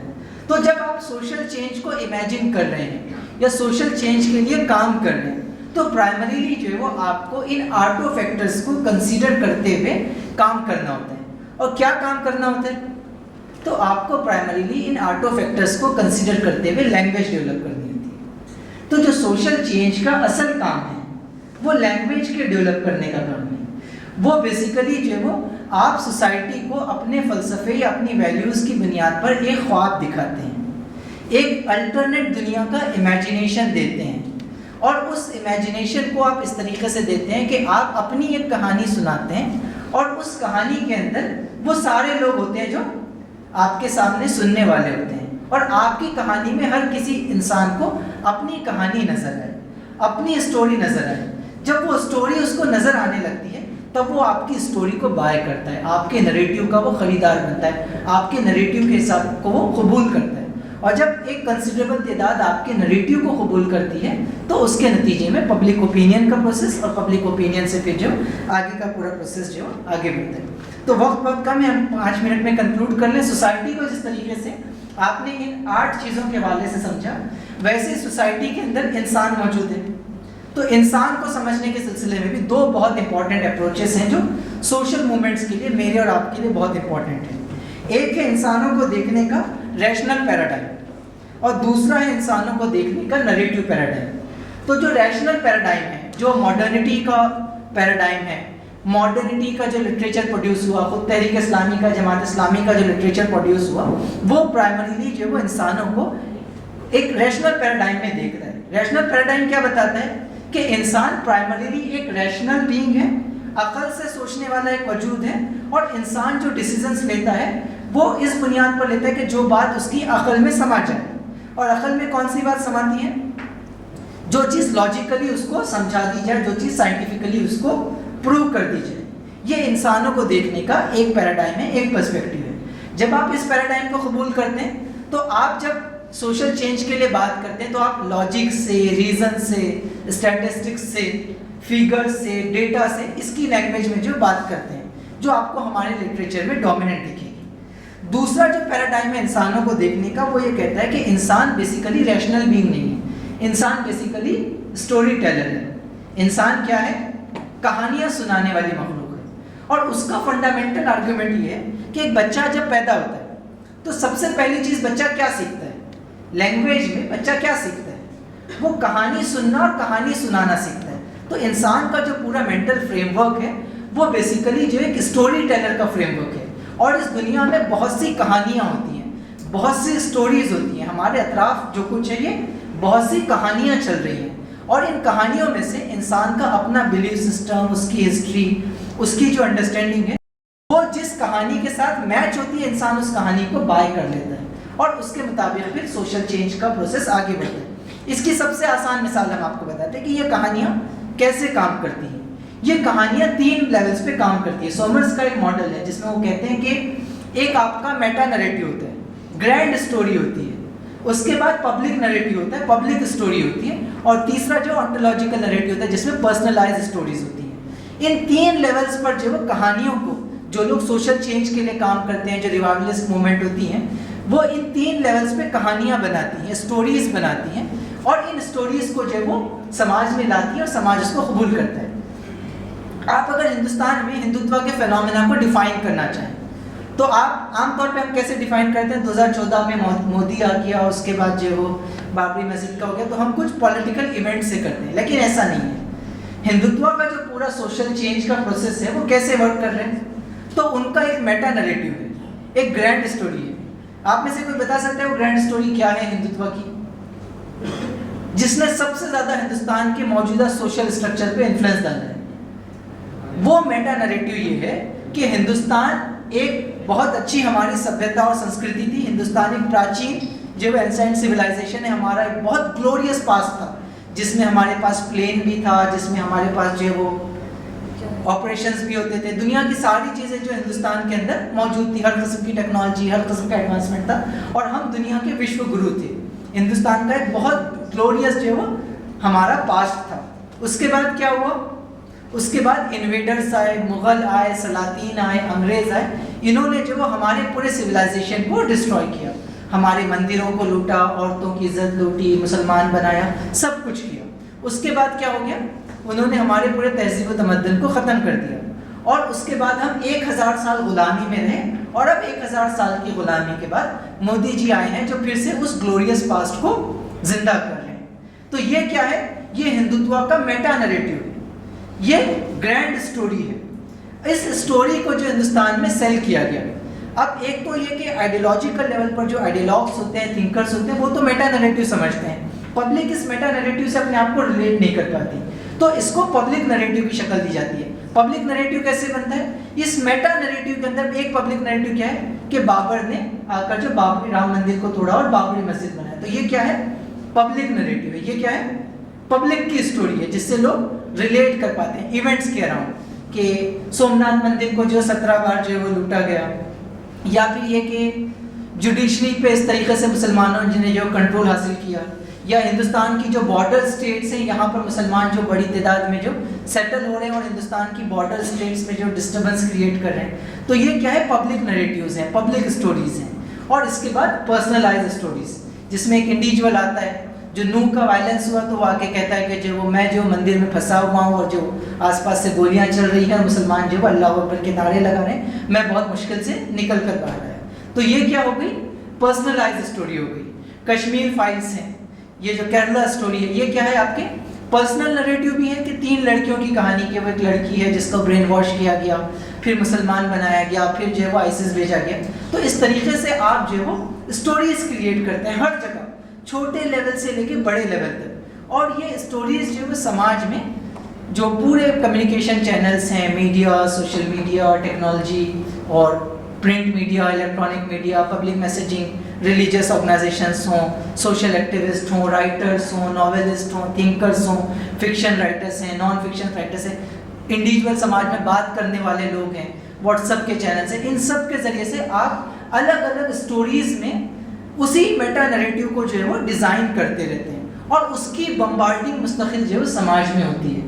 تو اس کے نتیجے میں کیا ہوتا ہے کہ وہ لوگ جو آپ کے ساتھ تھے وہ آپ سے جو دور ہونے لگتے ہیں, جو آلریڈی دور تھے وہ نفرت کرنے لگتے ہیں, اور اس طریقے سے جو آپ کے سلسلے میں ایک خاص امیجینیشن بن جاتا ہے, سوسائٹی کے سلسلے میں خاص امیجینیشن بن جاتا ہے, لائف سٹائل کے سلسلے میں خاص امیجینیشن بن جاتا ہے, فیوچر کے سلسلے میں ہندوستان راشٹر کا ایک خاص امیجینیشن بنتا ہے, اور اس امیجینیشن کے مطابق پھر جو پورا پروسیس جو سوشل چینج کا جو پولیٹیکل پاور کے تھرو, ایجوکیشنل پاور کے تھرو, اکنامک پاور کے تھرو جو وہ اس کو لے کر جو آگے بڑھایا جاتا ہے. تو یہ پورا ایک پروسیس ہے جس کے ذریعے سے سوشل موومنٹس یا کوئی بھی موومنٹ جو ہے وہ آج کے دور میں جو اوپینینز بنانے کا کام کرتی ہے.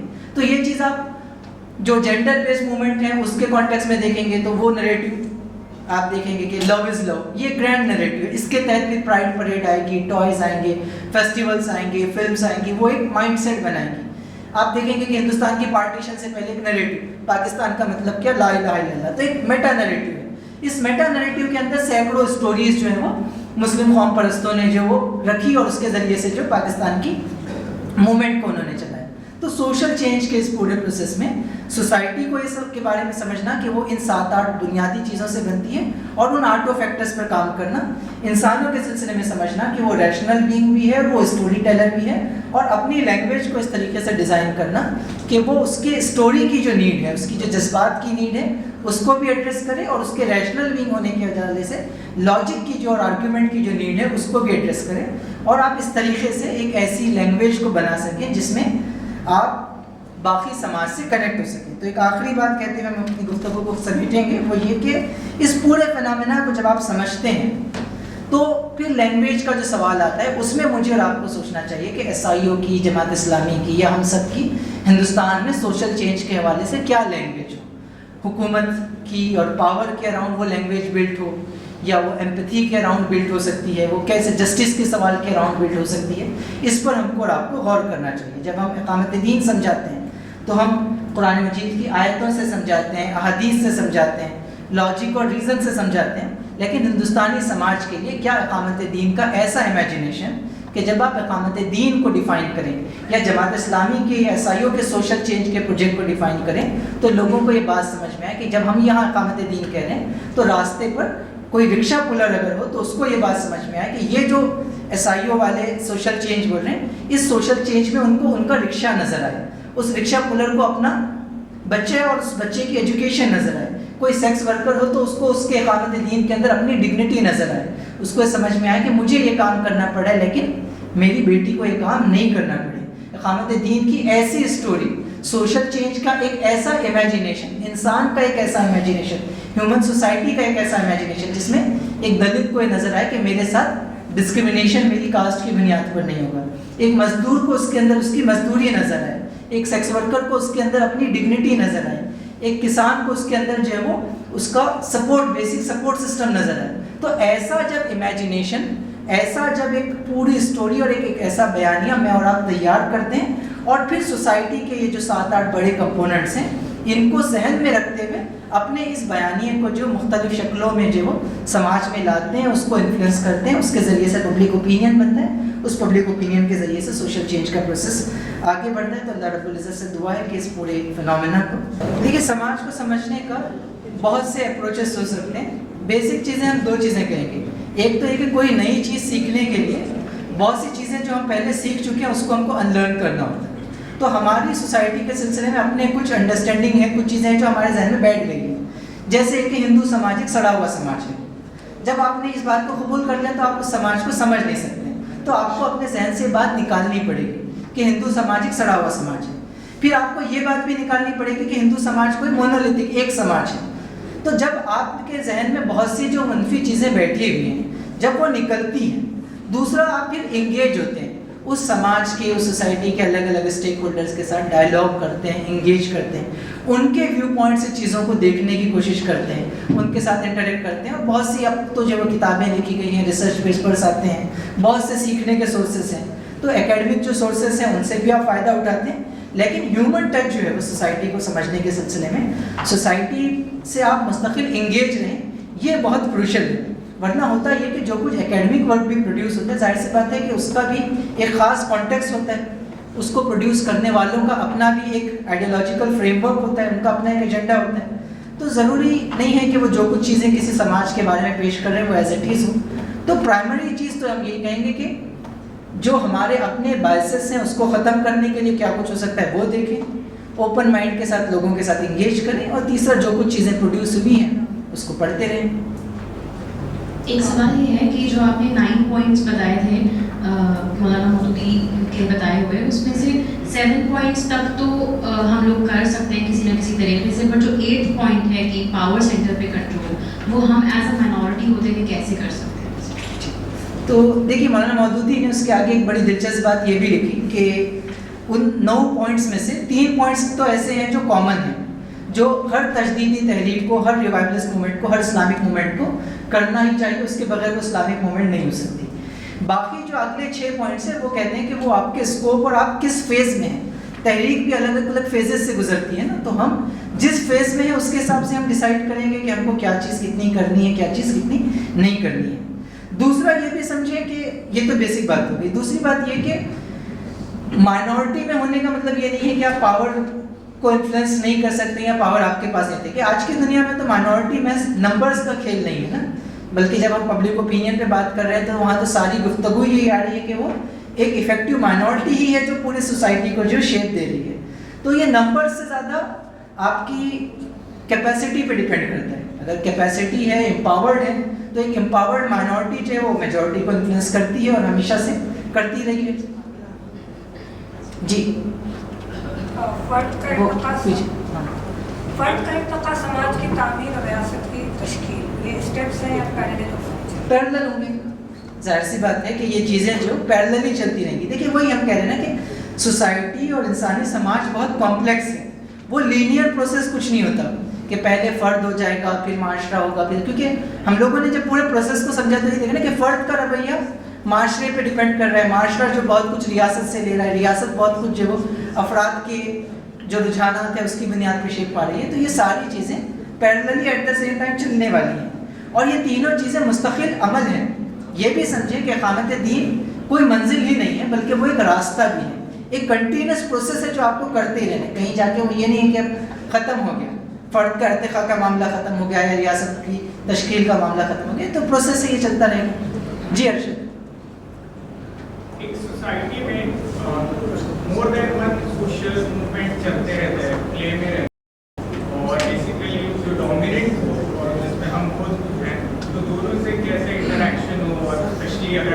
इंडियन सोसाइटी में बात करें तो एक सोशल चेंज हिंदुत्व है और एक हम है, तो हमारा उनसे कैसे इंटरेक्शन है? तो जाहिर सी बात है कि ये तो दुनिया में हमेशा से रहा है ना कि एट अ टाइम जो है वो अलग अलग तरीक़ात या अलग अलग आइडियोलॉजिकल ग्रुप्स हमेशा रहे हैं। इकबाल ने कहा ना कि सतीज़ा कान रहा है अज़ल से ताइम रोज़ शरार मुस्तफ़ी चिराग मुस्तफ़ी से शरार गुलेबी, कि मुस्तफ़ा का नज़रिया और अबू लहब का नज़रिया ये दोनों तो समाज में हमेशा से रहा है और ये मुख्तलिफ फॉर्म्स में हो सकते हैं। तो असल क्या है कि सोशल इंगेजमेंट जब आप कहते हैं तो सोशल इंगेजमेंट सिर्फ आम पब्लिक से ही नहीं होता, बल्कि जो लोग आपके आइडियोलॉजिकल मुखालिफिन हैं उनसे भी तो आपका इंगेजमेंट होगा, और उनके इंगेजमेंट के लिए वही होगा कि आप कुछ कॉमन ग्राउंड्स पर भी काम करेंगे और जहाँ पे डिफरेंसेस हैं उस पर भी जो है वो काम करेंगे। तो हमारी अंडरस्टैंडिंग ये कि इंडियन कॉन्टेक्स्ट में अगर हम कहें तो इस वक्त जिस स्टेज में है उसमें हमको ये महसूस होता है कि बहुत ज़्यादा कन्फ्रंटेशन की लैंग्वेज के बजाय ज़रूरत इस बात की है कि हम इंगेजमेंट की लैंग्वेज डेवलप करें, किन किन फ्रंट्स पर इंगेजमेंट की गुंजाइश है उसको एक्सप्लोर करें, और अलग अलग सतहों पे चाहे हमारे पॉलिटिकल अपोनेंट्स हों, आइडियोलॉजिकल अपोनेंट्स हों या न्यूट्रल लोग हों, उनसे जो वो हम कम्युनिकेशंस के चैनल इस्तेमाल करें। इस वक्त हिंदुस्तान में बड़ा मसला ये है कि जिस तरीके से मुसलमानों को डिह्यूमनाइज किया गया वो भी, और मुसलमानों के अपने भी कुछ मसाइल, इस सब के नतीजे में हम बाकी समाज से अलग थलग हो गए, और जब आप अलग थलग हो जाते हैं तो फिर सारी चीज़ें जो एक इको चैम्बर के अंदर ही होती है, हमारी ये सारी गुफ्तगू भी एक इको चैम्बर के अंदर ही होने लग गई है। तो ज़रूरत इस बात की कि फ़िलहाल तो कम्युनिकेशन चैनल्स ओपन हो, रिलेशंस बिल्ड हो, और जब वो बिल्ड होते हैं तो उसके बाद जो है वो सिचुएशन की बुनियाद पे आप डिसाइड करते हैं कि कहाँ इंगेजमेंट किस लेवल पर, किन मुद्दों पर किस हद तक किया जा सकता है, कब नहीं किया जा सकता है, कौन सी चीज़ें निगोशिएबल हैं, कौन सी चीज़ें निगोशिएबल नहीं हैं। ये सब तो जो है वो एक प्रोसेस के दौरान तय होती है। जी, इस्लामी तहरीक में वक्त की क्या अहमियत है? बहुत अहमियत है, उससे क्या इनकार किया जाता है कि वक्त की अहमियत तो बहुत है। दरअसल क्या है, ये जिनको सवाल करना हो प्लीज़ अपने से पूछे, माइक लीजिए उसके बाद पूछे। जमात इस्लामी प्लीज़ प्लीज़ वो कुछ कह रहे हैं आपसे पूछे, जिनको सवाल करना हो माइक देंगे, फिर सवाल कीजिए, एक एक करके, ठीक है? ये एक साथ एक सिस्टर का ये सवाल है कि what social change means to a Muslim will be different and a non Muslim will have an entirely different definition of social change influenced by his religious and cultural norms. In light of this, what can we as Muslims do to actually bring a change in the society as a whole? तो यही तो पूरा असल सवाल है ना। देखिए कि आप अपने आइडियाज़ की बुनियाद पर एक इमेजिनेशन रखते हैं दुनिया का, दूसरे लोग अपने आइडियाज़ की बुनियाद पर रखते हैं। अब होता ये है कि जिसकी स्टोरी पावरफुल होगी उस स्टोरी को लोग जो कबूल करेंगे। जैसे आप देखें कि ये कैसे वर्क करता है। अल्लाह के रसूल सल्लल्लाहु अलैहि वसल्लम सुराखा से ये कह रहे हैं कि तुम्हारे हाथ में किसरा के कंगन होंगे, एक पावरफुल स्टोरी के, और वो स्टोरी का बैकग्राउंड भी देखिए। सुराखा के पास कुरैश ने जो वो या सरदारों ने जो एक स्टोरी क्रिएट की, उन्होंने कहा कि जो लोग अल्लाह के रसूल सल्लल्लाहु अलैहि वसल्लम को और अबू बकर सिद्दीक को पकड़ कर लाएंगे हम उनको जो इतना इनाम देंगे। तो वो एक इनाम था। उसके मुकाबले में अल्लाह के रसूल जो वो एक और चीज़ जो वो पेश कर रहे हैं। खब्बाब बिन अरत से कह रहे हैं कि एक औरत जो वो सदा से असल मौत तक जो सोना उछालती हुई जाएगी और उसको किसी का खौफ नहीं होगा। तो असल होता क्या है कि अंबिया जब अपनी दावत पेश करते थे तो उसका एक बहुत की एलिमेंट ये होता था कि वो दावत को कभी भी ये बोल के पेश नहीं करते थे कि इसमें मेरा फ़ायदा है, वो ये कहते थे कि इसमें तुम्हारे लिए ज़िंदगी है ना। कुरान मजीद ने कहा कि अल्लाह और उसके रसूल की पुकार पर लब्बैक कहो जबकि वो तुम्हें बुलाए उस चीज़ की तरफ जिसमें तुम्हारे लिए ज़िंदगी है।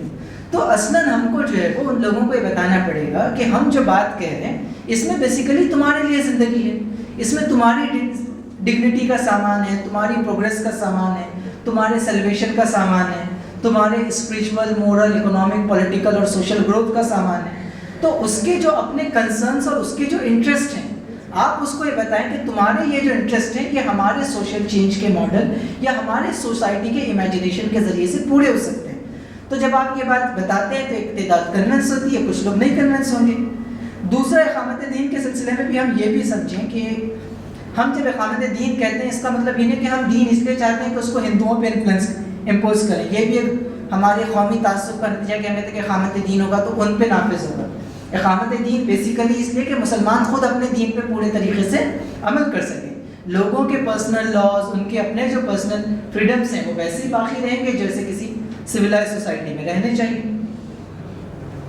جی السلام علیکم. سوال یہ ہے کہ پچھلے 75 سال میں جماعت یا پھر 40 سال میں عیسائیوں آپ کے حساب سے مطلب کوئی نیریٹو بنانے میں یا ڈسکورس میں کتنے حد تک کامیاب ہوتی ہے, یا اگر نہیں ہو پاتی ہے تو اس کی کیا وجہ ہے؟ تو دیکھیے, بہت مسلمانوں کے حوالے سے ہمارا جو پورا انگیجمنٹ رہا ہے, ہم سمجھتے ہیں کہ اس میں جماعت اسلامی نے بہت بڑا رول پلے کیا ہے. جس کی ایک مثال ہم آپ کو دیتے ہیں کہ آپ ایک کام یہ کریں کہ وہ لٹریچر مسلمانوں کی طرف سے جو اسلام کے حوالے سے جتنا لٹریچر پروڈیوس ہوا, تو وہ لٹریچر جو مولانا مودودی کے لٹریچر سے پہلے آیا وہ, اور وہ لٹریچر جو مولانا مودودی کی لٹریچر کے بعد آیا وہ دیکھ لیں, آپ کو واضح فرق سمجھ میں آئے گا کہ پورے دین کے فہم اور انڈرسٹینڈنگ پر جو انفلوئنس تحریک نے کیا ہے وہ بہت غیر معمولی ہے. اب پولیٹیکل اسلام جس کو لوگ کہتے ہیں یا اسلامک نظام زندگی ہے, یہ ایکسیپٹڈ چیز ہے. دعوت دین کے حوالے سے دیکھیں تو آپ ہندوستان کے اندر دعوت ایک بنیادی ذمہ داری ہے, بنیادی کام ہے. یہ انڈرسٹینڈنگ جو مسلمانوں میں نہیں تھی لیکن یہ بڑے پیمانے پر جو عام ہوئی. اتحاد مسلکی اختلافات جس بڑے پیمانے پہ تھے, آپ دیکھیں گے کہ اس کو ایڈریس کرنے میں اور ایک امت واحدہ کے تصور کو لانے میں ہم بڑی حد تک کامیاب ہوئے, اور اس کے پلیٹ فارمز کو بنانے میں بڑی کامیابی ہوئی. قرآن مجید کی مرکزیت کہ یہ امت بنیادی طور پر قرآن مجید سے گائیڈ ہو, قرآن مجید کو سمجھ کر پڑھا جائے, اس کا جو فہم حاصل کیا جائے. ہر کوئی قرآن مجید کو سمجھ سکتا ہے, اس کو پڑھ سکتا ہے. یہ انڈرسٹینڈنگ جو وہ پہلے کہیں نہیں تھی, لیکن اب آپ دیکھیں گے کہ تمام تنظیمیں, تمام تحریکات یہ کام کر رہی ہے. ایجوکیشن کے حوالے سے بھی ایک عام انڈرسٹینڈنگ یہ تھی کہ یہ جو دنیاوی تعلیم ہے اس سے تو دور رہنا ہے, اصلی علوم سے ہمارا کوئی واسطہ نہیں. لیکن آپ دیکھیں گے کہ آج سے 40 سال 35 سال پہلے کریئر گائیڈنس ایک بالکل جو وہ نئی اصطلاح تھی. لوگ کریئر گائیڈنس کے بارے میں نہیں جانتے تھے, کاؤنسلنگ کے بارے میں نہیں سمجھتے تھے, لیکن اب سینکڑوں تنظیمیں اور آرگنائزیشنز NGOs یہ کام کر رہی ہیں. تو ظاہر سی بات ہے کہ ان سب کا پورا کریڈٹ ہم نہیں لے سکتے ہیں, لیکن ہماری اپنی انڈرسٹینڈنگ یہ ہے کہ جہاں تک ہندوستان میں مسلم کمیونٹی کو گائیڈ کرنے کی بات ہو, تصور دین کے حوالے سے مسلمانوں کے مذہبی طبقے کو گائیڈ کرنے کی بات ہو, اور جو اہم کمیونٹی کے انٹرونشنز رہے ہیں یا ایکشن پوائنٹس رہے ہیں اس کو گائیڈ کرنے کی بات ہو, دعوت اور قرآن مجید کے حوالے سے بات ہو, تعلیم کے میدان کی بات ہو, تو جماعت اسلامی اور عیسائیوں نے ایک نریٹیو سیٹ کیا ہے, ایک ڈسکورس کھڑا کیا ہے, اور الحمدللہ بائی اینڈ لارج پوری کمیونٹی اس پر آ چکی ہے.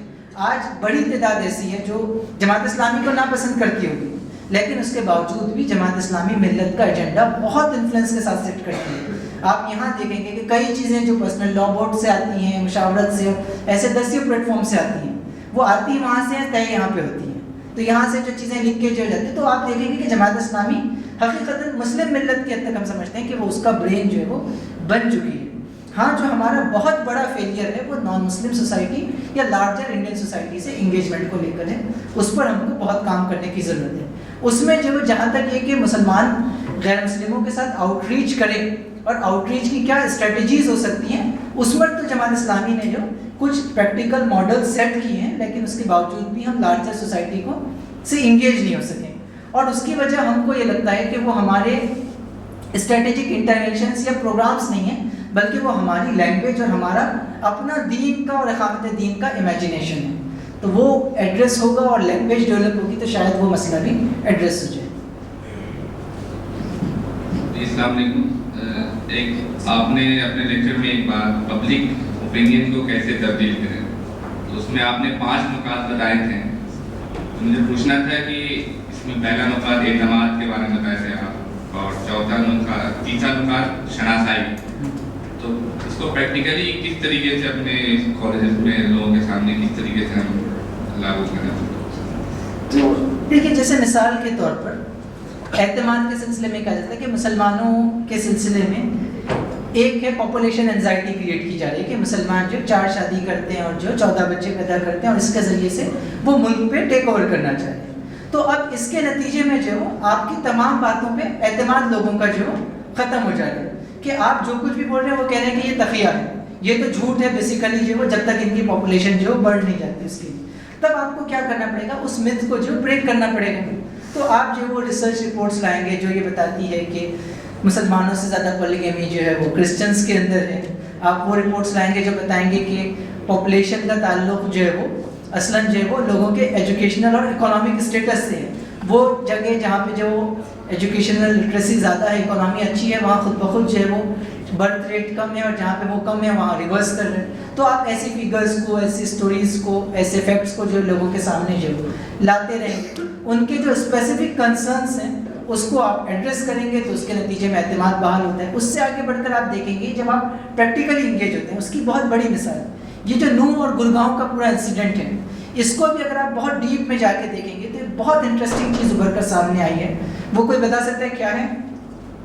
وہ جاٹ سماج کا رول ہے. آپ دیکھیں 2013 میں جو مظفر نگر کے دنگے ہوئے وہ بنیادی طور پر مسلمانوں اور جاٹوں کے درمیان تھے, اور اس بار جو پورا وائلنس ہوا اس میں مستقل بجرنگ دل, وشو ہندو پریشد کی طرف سے یہ اپیلز آتی رہی پرکاش کی طرف سے کہ ہریانہ میں چونکہ جاٹ بہت زیادہ ہے تو جاٹوں کو جو جوائن کرنا چاہیے ہم ہندوؤں کو مسلمانوں کے اگینسٹ, اور اس کے اگینسٹ مستقل جو جاٹ لیڈرشپ کے اسٹیٹمنٹس آئیں کہ میو ہمارے بھائی ہیں. جس وقت ریسلرز پروٹیسٹ چل رہا تھا تم ہمارے اگینسٹ تھے, مسلمان ہمارے ساتھ کھڑے ہوئے تھے. جس وقت کسان آندولن چل رہا تھا تو تم ہم کو خالصتانی بول رہے تھے, مسلمان ہمارے ساتھ کھڑے ہوئے تھے. تو اس سے کے ذریعے سے جو جاٹوں اور مسلمانوں کے درمیان جو اعتماد پیدا ہوا, کانفیڈنس پیدا ہوا. تو یہ بھی بہت امپورٹنٹ ہوتا ہے کہ آپ جب لوگوں کے مسائل کے وقت, کمیونٹیز کے ایشوز کے وقت ان کے ساتھ جاتے ہیں تو اس کے ذریعے سے سوشل انجینئرنگ ہوتی ہے, اور سوشل انجینئرنگ جتنی مضبوط ہوگی اتنا مضبوط اعتماد جو پیدا ہوتا ہے, شناسائیاں پیدا ہوتی ہیں. اور ہسٹری کے اوپر جیسے شناسائی کے سلسلے میں ہندوستانی کانٹیکسٹ میں بڑا کام یہ ہے کہ ہم وہ جو پورا مت ہے کہ مسلمان باہر سے آئے ہوئے ہیں اس کو بریک کریں گے, اور اس کو بریک کرنے کے لیے ظاہر سی بات ہے کہ آپ کو اکیڈمک لیول پہ بھی کام کرنا ہوگا, اور پبلک اوپینین بنانے کے سلسلے میں جو فلمس ہیں, میڈیا ہے, وہ بہت بڑا رول پلے کر رہے ہیں. تو آپ کو وہ چیز پروڈیوس کرنی پڑے گی. پبلک کنزمپشن کے ہمارے یہ جو سارے آئیڈیاز ہیں اصل میں یہ پبلک کنزمپشن کے فارمیٹ میں اور پبلک کنزمپشن کی لینگویج میں جو ہے وہ اس کا ٹرانسلیٹ ہونا ضروری ہے, تبھی وہ پبلک کنزیوم کرتی ہے. میرا سوال یہ تھا کہ جب ہم لوگ ایسے شہر میں ہیں جہاں پہ بہت غلط فہمیاں اور مطلب مسلمانوں کو ایک ایسی نگاہ سے دیکھا جاتا ہے کہ ابھی اگر یہ سامنے آ گیا تو اس کو چپ پھڑ کے کھا لو, ایسے جو نظریے رہتے ہیں, ایسی جگہوں پہ ہم لوگوں کو کام کرنا, مطلب ایک ریکنسٹرکشن کرنا سوسائٹی کا, تو کس طرح پاسبل ہے؟ دراصل ہم لوگوں نے ایک ریسنٹ ایک ریلی جوائن کیا تھا کہ ہمارا مطلب شموگا میں جو شہر میں ہے وہاں پہ بہت وائلنس ہوا تھا ریسنٹ, تو اس کے سلسلے سے ہم لوگوں نے وائلنس نہیں چاہیے بول کے تمام لوگوں نے مل کے ایک ریلی آرگنائز کیا. تو وہاں پہ کیا ہوا, جو ریلی آرگنائز کیا نا وہ بی جے پی پارٹی کو الیکشن میں ٹھہرایا. تو تب سے لوگوں کو یہ کیا ہے کہ کوئی بھی آرگنائزیشن اگر کام کر رہی ہے تو اس سے سپورٹ کرنا صحیح نہیں, مطلب ایسا مائنڈ سیٹ ہو گیا. تو وہاں اس جگہ پہ کس طرح کام کر سکتے ہیں؟ تو دیکھیے ہم یہی کہہ رہے ہیں کہ سماج میں کبھی بھی ایک اوپینین نہیں رہتا. یہ جو آپ سمجھ رہے ہیں کہ شیموگا میں کوئی رہیں گے تو چیٹ پھاڑ کر دیں گے, کتنے لوگوں کے ساتھ کیے, یہ سب ہمارے اپنے امیجنیشن. دیکھیے ہم وہی کہیں گے اسٹوریز ایسی ہی بنتی ہیں الفاظ کے ساتھ. کتنی چیٹ پھاڑ ہوگی شیموگا میں؟ کوئی بھی نہیں ہوگی. آپ وہیں سے رہ رہے ہیں, ہزاروں مسلمان وہیں رہ رہے ہیں. تو ہوتا کیا ہے دیکھیے وہی کہ ہندوتوا ایک اسٹوری کریٹ کر رہا ہے کہ سارے مسلمان ہمارے دشمن ہیں, اور وہ بار بار وہ بول رہے, تو ہم بھی یہ سمجھ رہے ہیں کہ سارے ہندو ہمارے دشمن جو بن گئے اور بس اب کلیش ہونا ہے, اب بس فائٹ ہوگی. ایکچوئل میں ایسا نہیں ہے. ہوتا کیا ہے کہ دیکھیے ایک بڑی جو آبادی ہوتی ہے نا انسان کی, ایک چھوٹا سا گروپ ہوتا ہے کسی بھی سماج میں جو بیسیکلی ڈیسیزن اپنی مرضی سے لیتا ہے. باقی بڑی آبادی ہوتی ہے جو موڈ دیکھ کر جو سوئنگ ہوتی ہے. آپ کے کرناٹکا ہی کے سلسلے میں کئی رپورٹس آئی کہ بی جے پی کے یہ کانگریس کی گورنمنٹ آنے کے بعد سے پبلک سینٹیمنٹس اور ساری چیزیں جو بہت حد تک شفٹ ہوئی ہیں, یعنی کہ سوشل میڈیا میں بھی اور اس سے آگے بڑھ کے پریکٹیکل لائف میں بھی لوگ اب جو ہے وہ چیزوں کو کاؤنٹر کرنے لگے ہیں, کھل کے بات کرنے لگے ہیں. تو ہوتا یہی ہے کہ آپ کو جو ہے وہ انگیج ہونا پڑے گا. اب آپ دیکھیں آسام کا, منی پور کا ایک انسیڈنٹ, منی پور کی پوری اسٹوری کو آپ دیکھیں کہ چینج کے سلسلے میں دو اور اوپینینس پائے جاتے ہیں. ایک تو یہ ہے کہ بہت گریجول ہوتا ہے, اور دوسرا ایک یہ ہے کہ بہت سے ٹریگر پوائنٹس ہوتے ہیں, اور کچھ پوائنٹس ہوتے ہیں جو ٹریگر کرتے ہیں اور سڈن تبدیلی آ جاتی ہے. آپ دیکھیں گے پچھلے 3 مہینوں سے جو ہے وہ منی پور میں وائلنس چل رہے ہیں. اسٹارٹ کے 75 ڈیز ڈسکورس کس کا ڈومیننٹ تھا؟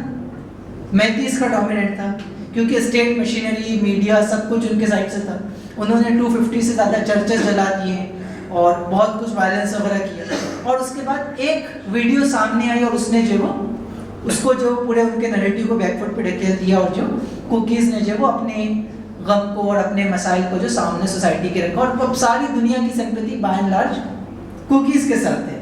اب جو مہدیز ہیں جو پہلے اسرٹ کر رہے تھے اب وہ خود بھی اتنی مضبوطی سے اسرٹ نہیں کر پا رہے ہیں. تو ہوتا کیا ہے کہ سوسائٹی میں بہت سے ایسے پین پوائنٹس ہوتے ہیں, بہت سی ایسی چیزیں ہوتی ہیں جو سڈن جو ہے لوگوں کے اوپینین کو چینج کر دیتے ہیں. ہم نے اسی لیے اس سے پہلے جو مظفر نگر کی اگزامپل دی, اس کو ضرور پڑھیں اگر آپ لوگ دیکھنا رہیں. بہت ویسٹ یو پی میں جس قسم کا وائلنس, جس اسکیل کا وائلنس مظفر نگر میں ہوا, وہی جاٹ جو بالکل کھلے طور پہ وائلنس کر رہے تھے, آج اس وقت جو ہے وہ اگر وہ بالکل ان کا 180 ڈگری کا شفٹ ہے. تو یہ اصلاً جو سوشل انجینئرنگ سے ہوتا ہے, اور اس میں بہت سی چیزیں, جین چودھری نے اور وہاں کی جو کسان موومنٹس ہیں انہوں نے بہت سی اسٹوریز بتائی کہ ہسٹوریکلی جاٹ جو مسلمان جاٹ بھی ہوتے ہیں اور غیر مسلم جاٹ بھی ہوتے ہیں. تو انہوں نے جاٹوں کا ایک نیا امیجنیشن کہ Jat as a Hindu caste نہیں, Jat as a farmer group. تو انہوں نے اپنا آئیڈینٹی کیا کی کہ ہندو کاسٹ سے نکال کے انہوں نے اپنے آپ کو جو کسان سے اور فارمنگ سے جوڑ دیا. تو فارمنگ کامن پوائنٹ ہے مسلمانوں اور ہندوؤں کے درمیان, تو وہ جو ہے وہ ان کا سوشل الائنس کا بنیاد بن گیا. جب کاسٹ بنیاد تھی تو ظاہر سی بات ہے کہ وہ ہندو کاسٹ بنیاد تھی تو مسلمان آئسولیٹ ہو جا رہے تھے, لیکن جب کھیتی باڑی اصل ہو گئی تو پھر جو وہ ایک جگہ ہوئی. تو ایسے کامن فیکٹرز کو تلاش کرنا ہوگا اور اس کے اراؤنڈ جو ہے وہ بلڈ کرنی ہوگی چیزیں. جی آپ نے کہا تھا کہ پبلک میں جانے کے لیے ہمیں یہ ان کو بتانا ہوگا کہ ہم پاور کے لیے نہیں ہیں یہاں پہ. بٹ مولانا مودودی کی لیڈرشپ میں تو آپ نے کہا تھا کہ کہتے ہیں کہ آپ کو ان پاور کے بیسس پہ آنا ہوگا. تو کیا یہ دونوں چیز کانٹراڈکٹری ہیں, اور at the end of the day it is all about power who controls. دیکھیے اصل میں مسئلہ یہی ہے کہ پہلی بات تو یہ کہ پاور جب ہم کہہ رہے ہیں تو ہم اسی لیے بار بار کہہ رہے ہیں کہ اصل پاور تو اخلاقی پاور ہے, اصل اسٹرینتھ تو مورل اسٹرینتھ ہے, اصل اسٹرینتھ اسپرچول اسٹرینتھ ہے. مسلمانوں کا جو اصل اسٹرینتھ ہے, آپ کی جو کور کمپیٹنسی ہے جس میں آپ کھیل سکتے ہیں وہ یہ ہے. آپ اس کے مقابلے میں چاہیں کہ آپ پولیٹیکلی کمپیٹ کریں تو آپ لوگوں کی جو انسیکیورٹیز ہے اس کو چھیڑیں گے. مولانا مودودی نے خطبہ مدراس میں جو بات کہی اس کا کنکلوژن کیا تھا, پارٹیشن کے وقت مولانا مودودی جب بات کر رہے ہیں تو وہ یہی کہہ رہے ہیں نا کہ یہ جو ریسورسز کا قومیت کا پورا جھگڑا ہے مسلمان اس سے الگ ہو جائے, کیونکہ جب تک آپ وہ رہیں گے اس وقت تک آپ ان انسیکیورٹیز کو چھیڑتے رہیں گے. تو ہم یہ نہیں کہہ رہے کہ پاور سے پوری طریقے سے الگ ہو جائیں. سوشل جسٹس کی پوری لڑائی میں وہ بہت امپورٹنٹ چیز ہے. اگر آپ کے پاس پاور نہیں ہے تو آپ سوشل چینج کے بہت سے حوالے سے پیچھے ہو جائیں گے. لیکن ہم یہ کہہ رہے ہیں کہ آپ کی جو لینگویج ہو یا جو آرٹیکولیشن ہو وہ بہت زیادہ لوڈیڈ نہیں ہو, وہ پاور کے اراؤنڈ جو وہ گھومے نہیں. وہ اسٹیٹ اور حکومت اور ریسورسز کی جو لڑائی ہے, آئیڈینٹی پالیٹکس کرنے والوں کی جو زبان ہوتی ہے وہ مختلف ہوتی ہے. وہ سب کچھ جو وہ پاور کے اراؤنڈ, وہ پوزیشن کے اراؤنڈ, ریسورسز کے اراؤنڈ بلڈ کرتے ہیں. ہم اس سے گریز کریں. آئیڈینٹی پالیٹکس جب بھی ہوگی وہ مائنورٹیز کو نقصان پہنچائے گی, چاہے آپ کو وہ کتنی اپیلنگ کیوں نہ لگے. آئیڈینٹی پالیٹکس مائنورٹیز کے لیے بنی نہیں. تو یہ سمجھنا کہ اس لیے جو وہ ہم کو جو اپنی لینگویج کو اس آئیڈینٹی پالیٹکس سے ہٹا کر جو کسی دوسرے فریم ورک میں جو ڈیولپ کرنے کی ضرورت ہے. دوسرا یہ کہ جب آپ کہتے ہیں کہ الٹیمیٹلی ہر چیز پاور کے بارے میں, تو پاور کس کے بارے میں؟ پاور ہمارے لیے نہیں ہے, پاور اصلاً خیر کے لیے. یعنی کہ جب آپ یہ کہتے ہیں کہ آپ سیاسی قوت چاہتے ہیں, اس کا مطلب یہ نہیں ہے کہ بی جے پی ہٹ کے جو ہے وہ WPI آ جائے اور جو SQR ریاض صاحب پرائم منسٹر بن جائے. اس کا سیدھا سیدھا مطلب یہ ہے کہ SQR ریاض صاحب رہیں, مودی رہیں, راہل گاندھی رہیں یا کوئی بھی رہے, بنیادی طور پر پالیٹکس جو ہے وہ اسلام کی جو ویلیوز ہیں, جو جسٹس ہے, جو ڈگنیٹی ہے, جو پیس ہے, جو ٹروتھ ہے, جو ایکویلٹی ہے, ان ویلیوز سے گورن ہو. پھر وہ گورن کرنے والا مودی رہے, راہل گاندھی رہے یا کوئی اور SQR صاحب رہے, اس سے فرق نہیں پڑتا. تو یہ انڈرسٹینڈنگ پیدا ہونا اور یہ لینگویج جو لوگوں کو بتانا یہ امپورٹنٹ ہے. آپ یہ کریں گے تو پھر پاور کے ساتھ پاور اسٹرگل میں جو انسیکیورٹی پیدا ہوتی ہے, کنفرنٹیشن پیدا ہوتا ہے, آپ اس کو اوائڈ کریں گے. جو آپ نے 5 پرنسپلز بتائے, کیا کوئی ایسی اسلامی تحریک رہی ہے تھرو آؤٹ ہسٹری جو ان 5 کو اچیو کرنے میں سکسیزفل رہی ہے؟ ظاہر سی بات ہے بہت ساری ہیں. آپ انبیاء کی اگر تحریک کو دیکھیں گے تو انبیائی تحریک کی سب سے خاص بات کیا تھی کہ ہر شخص جو ہے وہ نا لوگ اللہ کے رسول کے بارے میں کہتے ہیں کہ محمد جو ہے ہم تمہاری بات نہیں مانتے, ہم تم کو جھوٹا نہیں کہتے, بس یہ کہتے ہیں کہ تم جو بات کہہ رہے ہو ہم اس کو نہیں مانتے. تو اس سے زیادہ اعتماد کی جو ہے وہ کیا بات کہی جا سکتی ہے. شناسائی کا اصول آپ دیکھیں کہ اللہ کے رسول صلی اللہ علیہ وسلم اس سماج سے بلانگ بھی کرتے تھے, اور ظاہر سی بات ہے کہ جب اللہ کے رسول پہ سخت آزمائشیں آئیں تو اسی سماج کے لوگوں نے جو اسی قبائلی رشتے کی بنیاد پر اللہ کے رسول کا ساتھ بھی دیا, ابو بکر صدیق کا ساتھ بھی دیا. جو سوشل ایگریمنٹس ہوئے وہ اسی بنیاد پر ہوئے. اللہ کے رسول صلی اللہ علیہ وسلم نے مشترکہ بنیادیں جو فراہم کی، جب بات کہی کہ تعالوا الی کلمۃ سواء بیننا و بینکم، کہ کم ٹو کامن ٹرمز، کہ وہ چیزیں جو تمہارے اور ہمارے درمیان کامن ہیں اس کی بنیاد پر ہم جو وہ ایک دوسرے کے ساتھ آئیں. تو ہوتا یہی ہے. لیکن اصل بات یہ کہ یہ ساری چیزیں کسی بھی تحریک کو انیشیل اسٹیج میں نہیں ملتی ہیں. انیشیل اسٹیج میں ضروری نہیں ہے کہ لوگ آپ پہ اعتماد کرنے لگ جائیں، یا انیشیل اسٹیج میں لوگ اپنے آپ کو اپنا اچھا سمجھنے لگیں، یا انیشیل اسٹیج میں لوگوں کو یہ لگے کہ آپ کے آنے سے جو ان کے مفادات جو ہے وہ ان کا اکنامک یا جو مٹیریلسٹک پروگریس ہے وہ رک نہیں جائے گا. لیکن یہ کہ ایک تحریک جب الگ الگ فیزز سے گزرتی ہے، سوسائٹی کے ساتھ انگیج ہوتی ہے، تو یہ چیزیں ہوتی ہیں. آپ دیکھیں گے کہ خود ہندوستان کے بارے میں یہ بات کہی جاتی ہے کہ محمد بن قاسم جب یہاں سے جانے لگے تو لوگوں نے جو ان کو روکنے کی کوشش کی، اس کے بعد بھی نہیں رکے، تو بعض علاقوں میں لوگوں نے محمد بن قاسم کا ہی مندر بنا دیا کہ ان کی پوجا کرنے لگے. تو لوگ اتنا زیادہ جو وہ اٹیچ ہو گئے. ہندوستان میں اب اسلام کی پوری دعوت کو اگر پڑھیں گے، نظام الدین اولیاء سے لے کر یہ جو بزرگان دین جن کے ذریعے سے اصلاً ہندوستان میں دین پھیلا، تو اس کی بنیاد کیا تھی؟ ایک ایک شخص کے ہاتھ پہ جو وہ ہزاروں لوگ جو وہ اسلام قبول کرتے ہیں. آپ دیکھتے ہیں کہ اولیاء اللہ جو گزرتے اور جن علاقوں سے وہ گزرتے پورے علاقے جو مسلمان ہو جاتے ہیں. تو اس کے پیچھے جو تھا وہ ان کے سلسلے میں جو لوگوں کی انڈرسٹینڈنگ تھی، جو ان کا احترام تھا، ان کی جو روحانیت تھی، ان کا جو اخلاقی اثر تھا ہندوستانی سماج پر. ہندوستان میں تو اسلام پرائمریلی پولیٹیکل مینس سے نہیں پھیلا نا. پولیٹیکل سرپرستی ضرور جو ہے وہ ان اولیاء کو اور بزرگوں کو رہی بہت سے حوالوں سے، لیکن اس کے باوجود بھی جو پرائمریلی جو اسلام پھیلا وہ تو اس قسم کی کوششوں سے پھیلا. اور وہ کوششیں اسی وقت کامیاب ہوئی جب یہ لوگ جو ہندوستانی سوسائٹی نے ان کو جو وہ اپنے ایک اسپریچول گرو کی حیثیت سے، ایک مینٹر، ایک نجات دہندہ کی حیثیت سے قبول کیا. اور آج بھی جو وہ اسی میں اسکوپ ہے. سوال یہ تھا کہ معاشرے میں ایک نظریہ یہ بنتا جا رہا ہے کہ اقامت دین کے لیے دوسری طاقتوں سے تصادم ناگزیر ہے، اس کے بغیر اقامت دین نہیں آ سکتا. تو تصادم تو ناگزیر ہے، لیکن تصادم کا مطلب جو ہے وہ فزیکل فائٹ نہیں ہے نا. تصادم کی تو سینکڑوں شکلیں ہیں. جی آپ کچھ کہیں. تو ہم وہی کہہ رہے ہیں کہ جب آپ اپنا ایک نریٹیو بناتے ہیں تو آپ کاؤنٹر نریٹیو بھی کریٹ کر رہے ہیں نا. جب ہم مسلمانوں کے سلسلے میں ایک مثبت نریٹیو بنا رہے ہیں تو کیا کر رہے ہیں؟ اس کا مطلب ہندوتوا کا کاؤنٹر نریٹیو کریٹ کر رہے ہیں.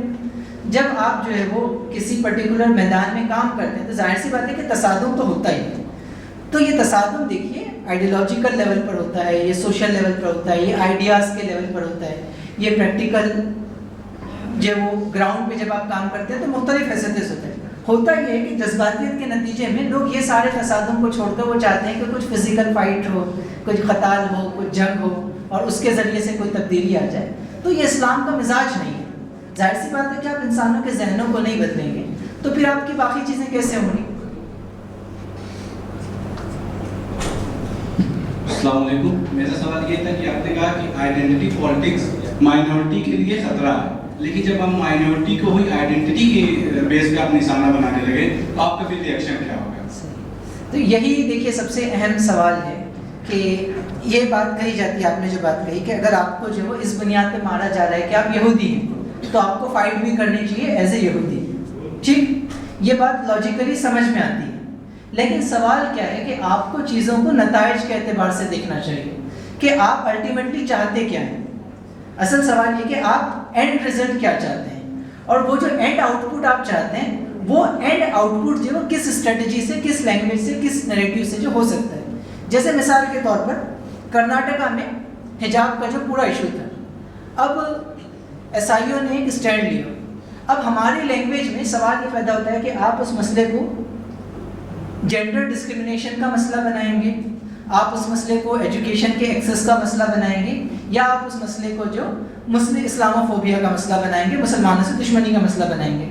اب ساری دنیا کو معلوم ہے، ہم کو معلوم ہے کہ وہ مسئلہ کھڑا تو ہوا اسلامو فوبیا کی وجہ سے. لیکن سوال یہ پیدا ہوتا ہے کہ آپ کو جو پاپولر سپورٹ درکار ہے یا اس مسئلے کا جو سولوشن درکار ہے، تو کرناٹکا کی اس زمین میں اسلامو فوبیا کے سوال سے آپ زیادہ اچھے سیل کر سکتے ہیں، یا جینڈر کا سوال کھڑا کریں گے تب زیادہ اچھا ایڈریس ہوگا، یا ایجوکیشن کے ایکسیس کا سوال کھڑا کریں گے تب ایڈریس ہوگا. تو آپ کو اپنی لینگویج کو اس طریقے سے بنانا ہوتا ہے کہ وہ نتائج کے اعتبار سے بہتر ہو. اس کی ایک مثال لے لیجیے. کرناٹکا ہائی کورٹ میں وہ جو پورا کیس چلا تو دیودت کامت کا جو پورا کیس تھا وہ کس پہ بلڈ کیا ہوا تھا؟ ERP پہ تھا، اسینشیل ریلیجیس پریکٹس پہ.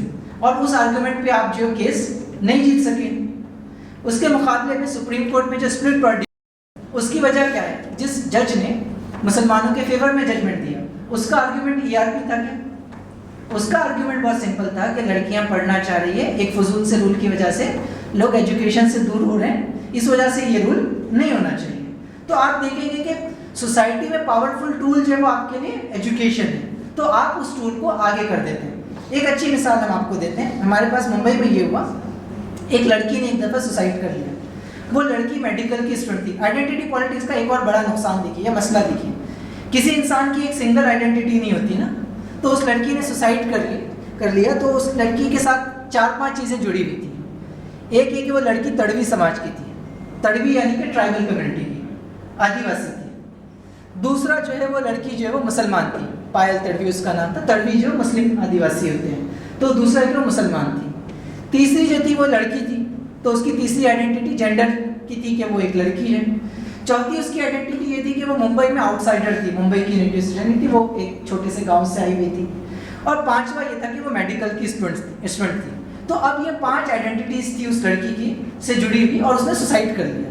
تو اب جو ایجنڈا ڈریون لوگ ہوتے ہیں انہوں نے کیا کرنا شروع کیا، اس لڑکی کی لاش کے اوپر ایک سیاست شروع ہو گئی. ہوا یہ کہ جو فیمنسٹ تھے وہ کہنے لگے کہ یہ سارا جو اس کا ساتھ ڈسکریمنیشن ہوا، یہ جو انسٹیٹیوشنل مرڈر ہوا وہ اس وجہ سے ہوا کیونکہ وہ لڑکی ہے، لڑکا ہوتی تو یہ نہیں ہوتا. جبکہ اس کی ریگنگ کرنے والی بھی تینوں لڑکیاں ہی تھیں، لیکن انہوں نے فیمنسٹ نے اس کو جینڈر کا مسئلہ بنا دیا. اب جو وہاں کے آؤٹ سائڈر اسٹوڈنٹس تھے، باہر کے اسٹوڈنٹس تھے، انہوں نے کہا کہ نہیں یہ اصل میں تو جو وہ لوکل نہیں ہونے کی وجہ سے مسئلہ ہوا. تو انہوں نے اس پورے ڈیبیٹ کو کیا کیا، ممبئی کے اور آؤٹ سائڈر، لوکل اور جو آؤٹ سائڈر کی ڈیبیٹ بنا کے اس حیثیت سے اس کو جو فریم کرنے کی کوشش کی. تیسرا جو جونیئر کالج اسٹوڈنٹس تھے میڈیکل کے، انہوں نے کہا کہ نہیں یہ مسئلہ جینڈر کا بھی نہیں ہے، یہ لوکل کا بھی نہیں ہے، یہ اصل مسئلہ یہ کہ سینئرس جو جونیئرس کے ساتھ جو میڈیکل کالجز میں ریگنگ کرتے ہیں. تو انہوں نے ساری آئیڈینٹی بلڈ کی، بیسیکلی جونیئر ریزیڈنٹ ڈاکٹر کے اراؤنڈ پورا کیس بلڈ کیا. جو تڑوی سماج کے لوگ تھے، جو ٹرائبلز تھے، انہوں نے اس کو پورا SC/ST ایکٹ، اور ان کو معلوم ہے لا میں سوسائٹی میں سب سے زیادہ اسکوپ اسی میں، تو انہوں نے، اور اس کے کچھ ایویڈنسز بھی موجود تھے کہ اصلاً وہ کاسٹ کی بنیاد پہ اس کے ساتھ ریگنگ ہو رہی تھی. تو انہوں نے جو کاسٹ کے سوال کو اجاگر کیا اور اس کی دلیل، اس کے ثبوت بھی موجود تھے. اور اس سب میں جو مسلمانوں کو لگا کہ ہم کیوں پیچھے رہیں، تو ہم اس وقت ممبئی ڈیزن میں ہی تھے، تو ہم لوگوں پہ بھی پریشر آنے لگا کہ آپ جو ہے اس کو مسلم آئیڈینٹی کا سوال بنائیں، مسلمانوں کے جنوسائڈ کا سوال بنائیں. تو ہوتا یہی ہے. اب آپ کو یہ دیکھنا ہوگا کہ اس میں آپ کیا طریقہ کار اختیار کریں گے. تو ہم کو لگتا ہے کہ 2 اصولوں کا خیال کرنا ہے. ایک تو یہ کہ آپ جھوٹ سے کام نہیں لیں گے. پہلا اصول تو یہ ہوگا کہ اگر وہ اسلاموفوبک انسیڈنٹ نہیں ہے تو زبردستی کھینچ تان کر کے اسلاموفوبک انسیڈنٹ نہیں بنائیں گے. دوسرا آپ کو یہ خیال رکھنا پڑے گا کہ اس لڑکی کو یا اس کے پیرنٹس کو انصاف کس لائن سے زیادہ مل سکتا ہے. تو ظاہر سی بات ہے کہ بات سمجھ میں آتی ہے کہ ایٹروسٹی ایکٹس موجود ہے، اور اسی اگر آپ جو اس کو ایک کاسٹ بیسڈ ڈسکریمنیشن اور ریگنگ کا ایشو بناتے ہیں، تب جو جسٹس کے زیادہ امکانات موجود ہیں تو آپ اس پہلو کو جو زیادہ اجاگر کرتے ہیں. تو یہ دوسرا پہلو ہے. تیسرا پہلو یہ ہے کہ جب مسلمان آئیڈینٹی پالیٹکس کھیلیں گے تو آپ جب اپنی آئیڈینٹی کے اراؤنڈ لوگوں کو جمع کریں گے تو ظاہر سی بات ہے کہ دوسرا جو کاؤنٹر موبلائزیشن ہوگا وہ بھی کیسے ہوگا، آئیڈینٹی کے اراؤنڈ ہی ہوگا. جب ایک آئیڈینٹی کے اراؤنڈ لوگ جمع ہو رہے ہیں تو لازماً دوسری آئیڈینٹی کے اراؤنڈ ہی لوگ جمع ہوں گے. اور اگر اس طریقے سے جمع ہوں گے تو جو مائنورٹی میں ہوگی وہ ہمیشہ کم ہوگی. اسی ہال میں دیکھ لیں، اگر ہم یہ کہیں کہ سارے لڑکے ایک طرف ہو جائیں، ساری لڑکیاں ایک طرف ہو جائیں، تو ظاہر سی بات ہے کہ لڑکیاں کم ہیں وہ کمزور پڑ جائیں گی.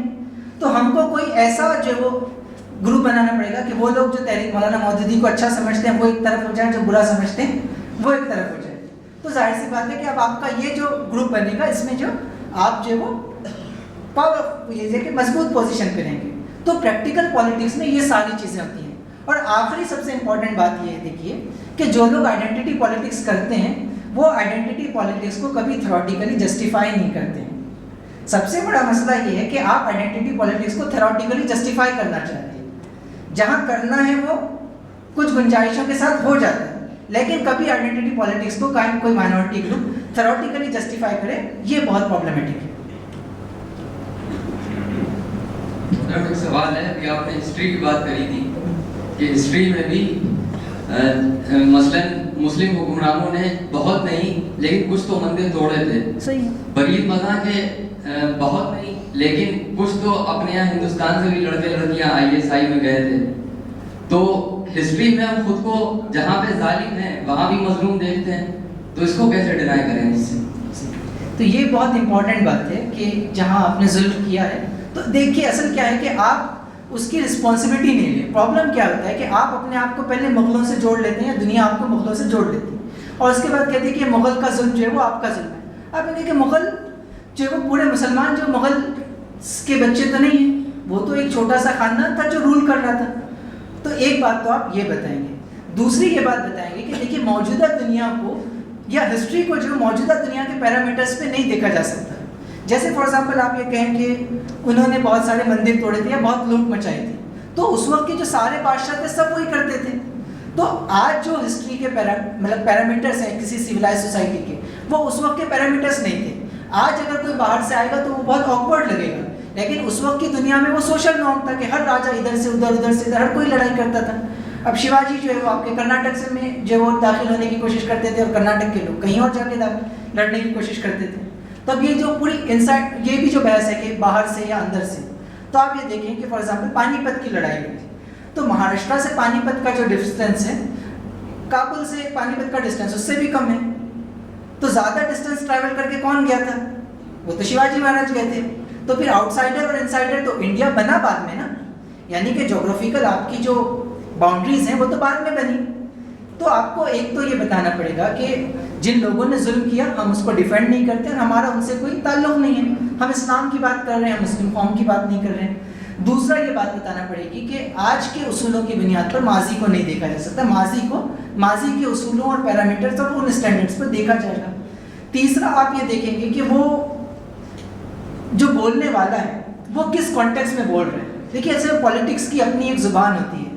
اگر آپ پولیٹیکل اسٹیٹمنٹ کو اکیڈمک اسٹیٹمنٹ سمجھ کے جواب دینے لگ جائیں تو وہ بڑی دقت ہوتی ہے.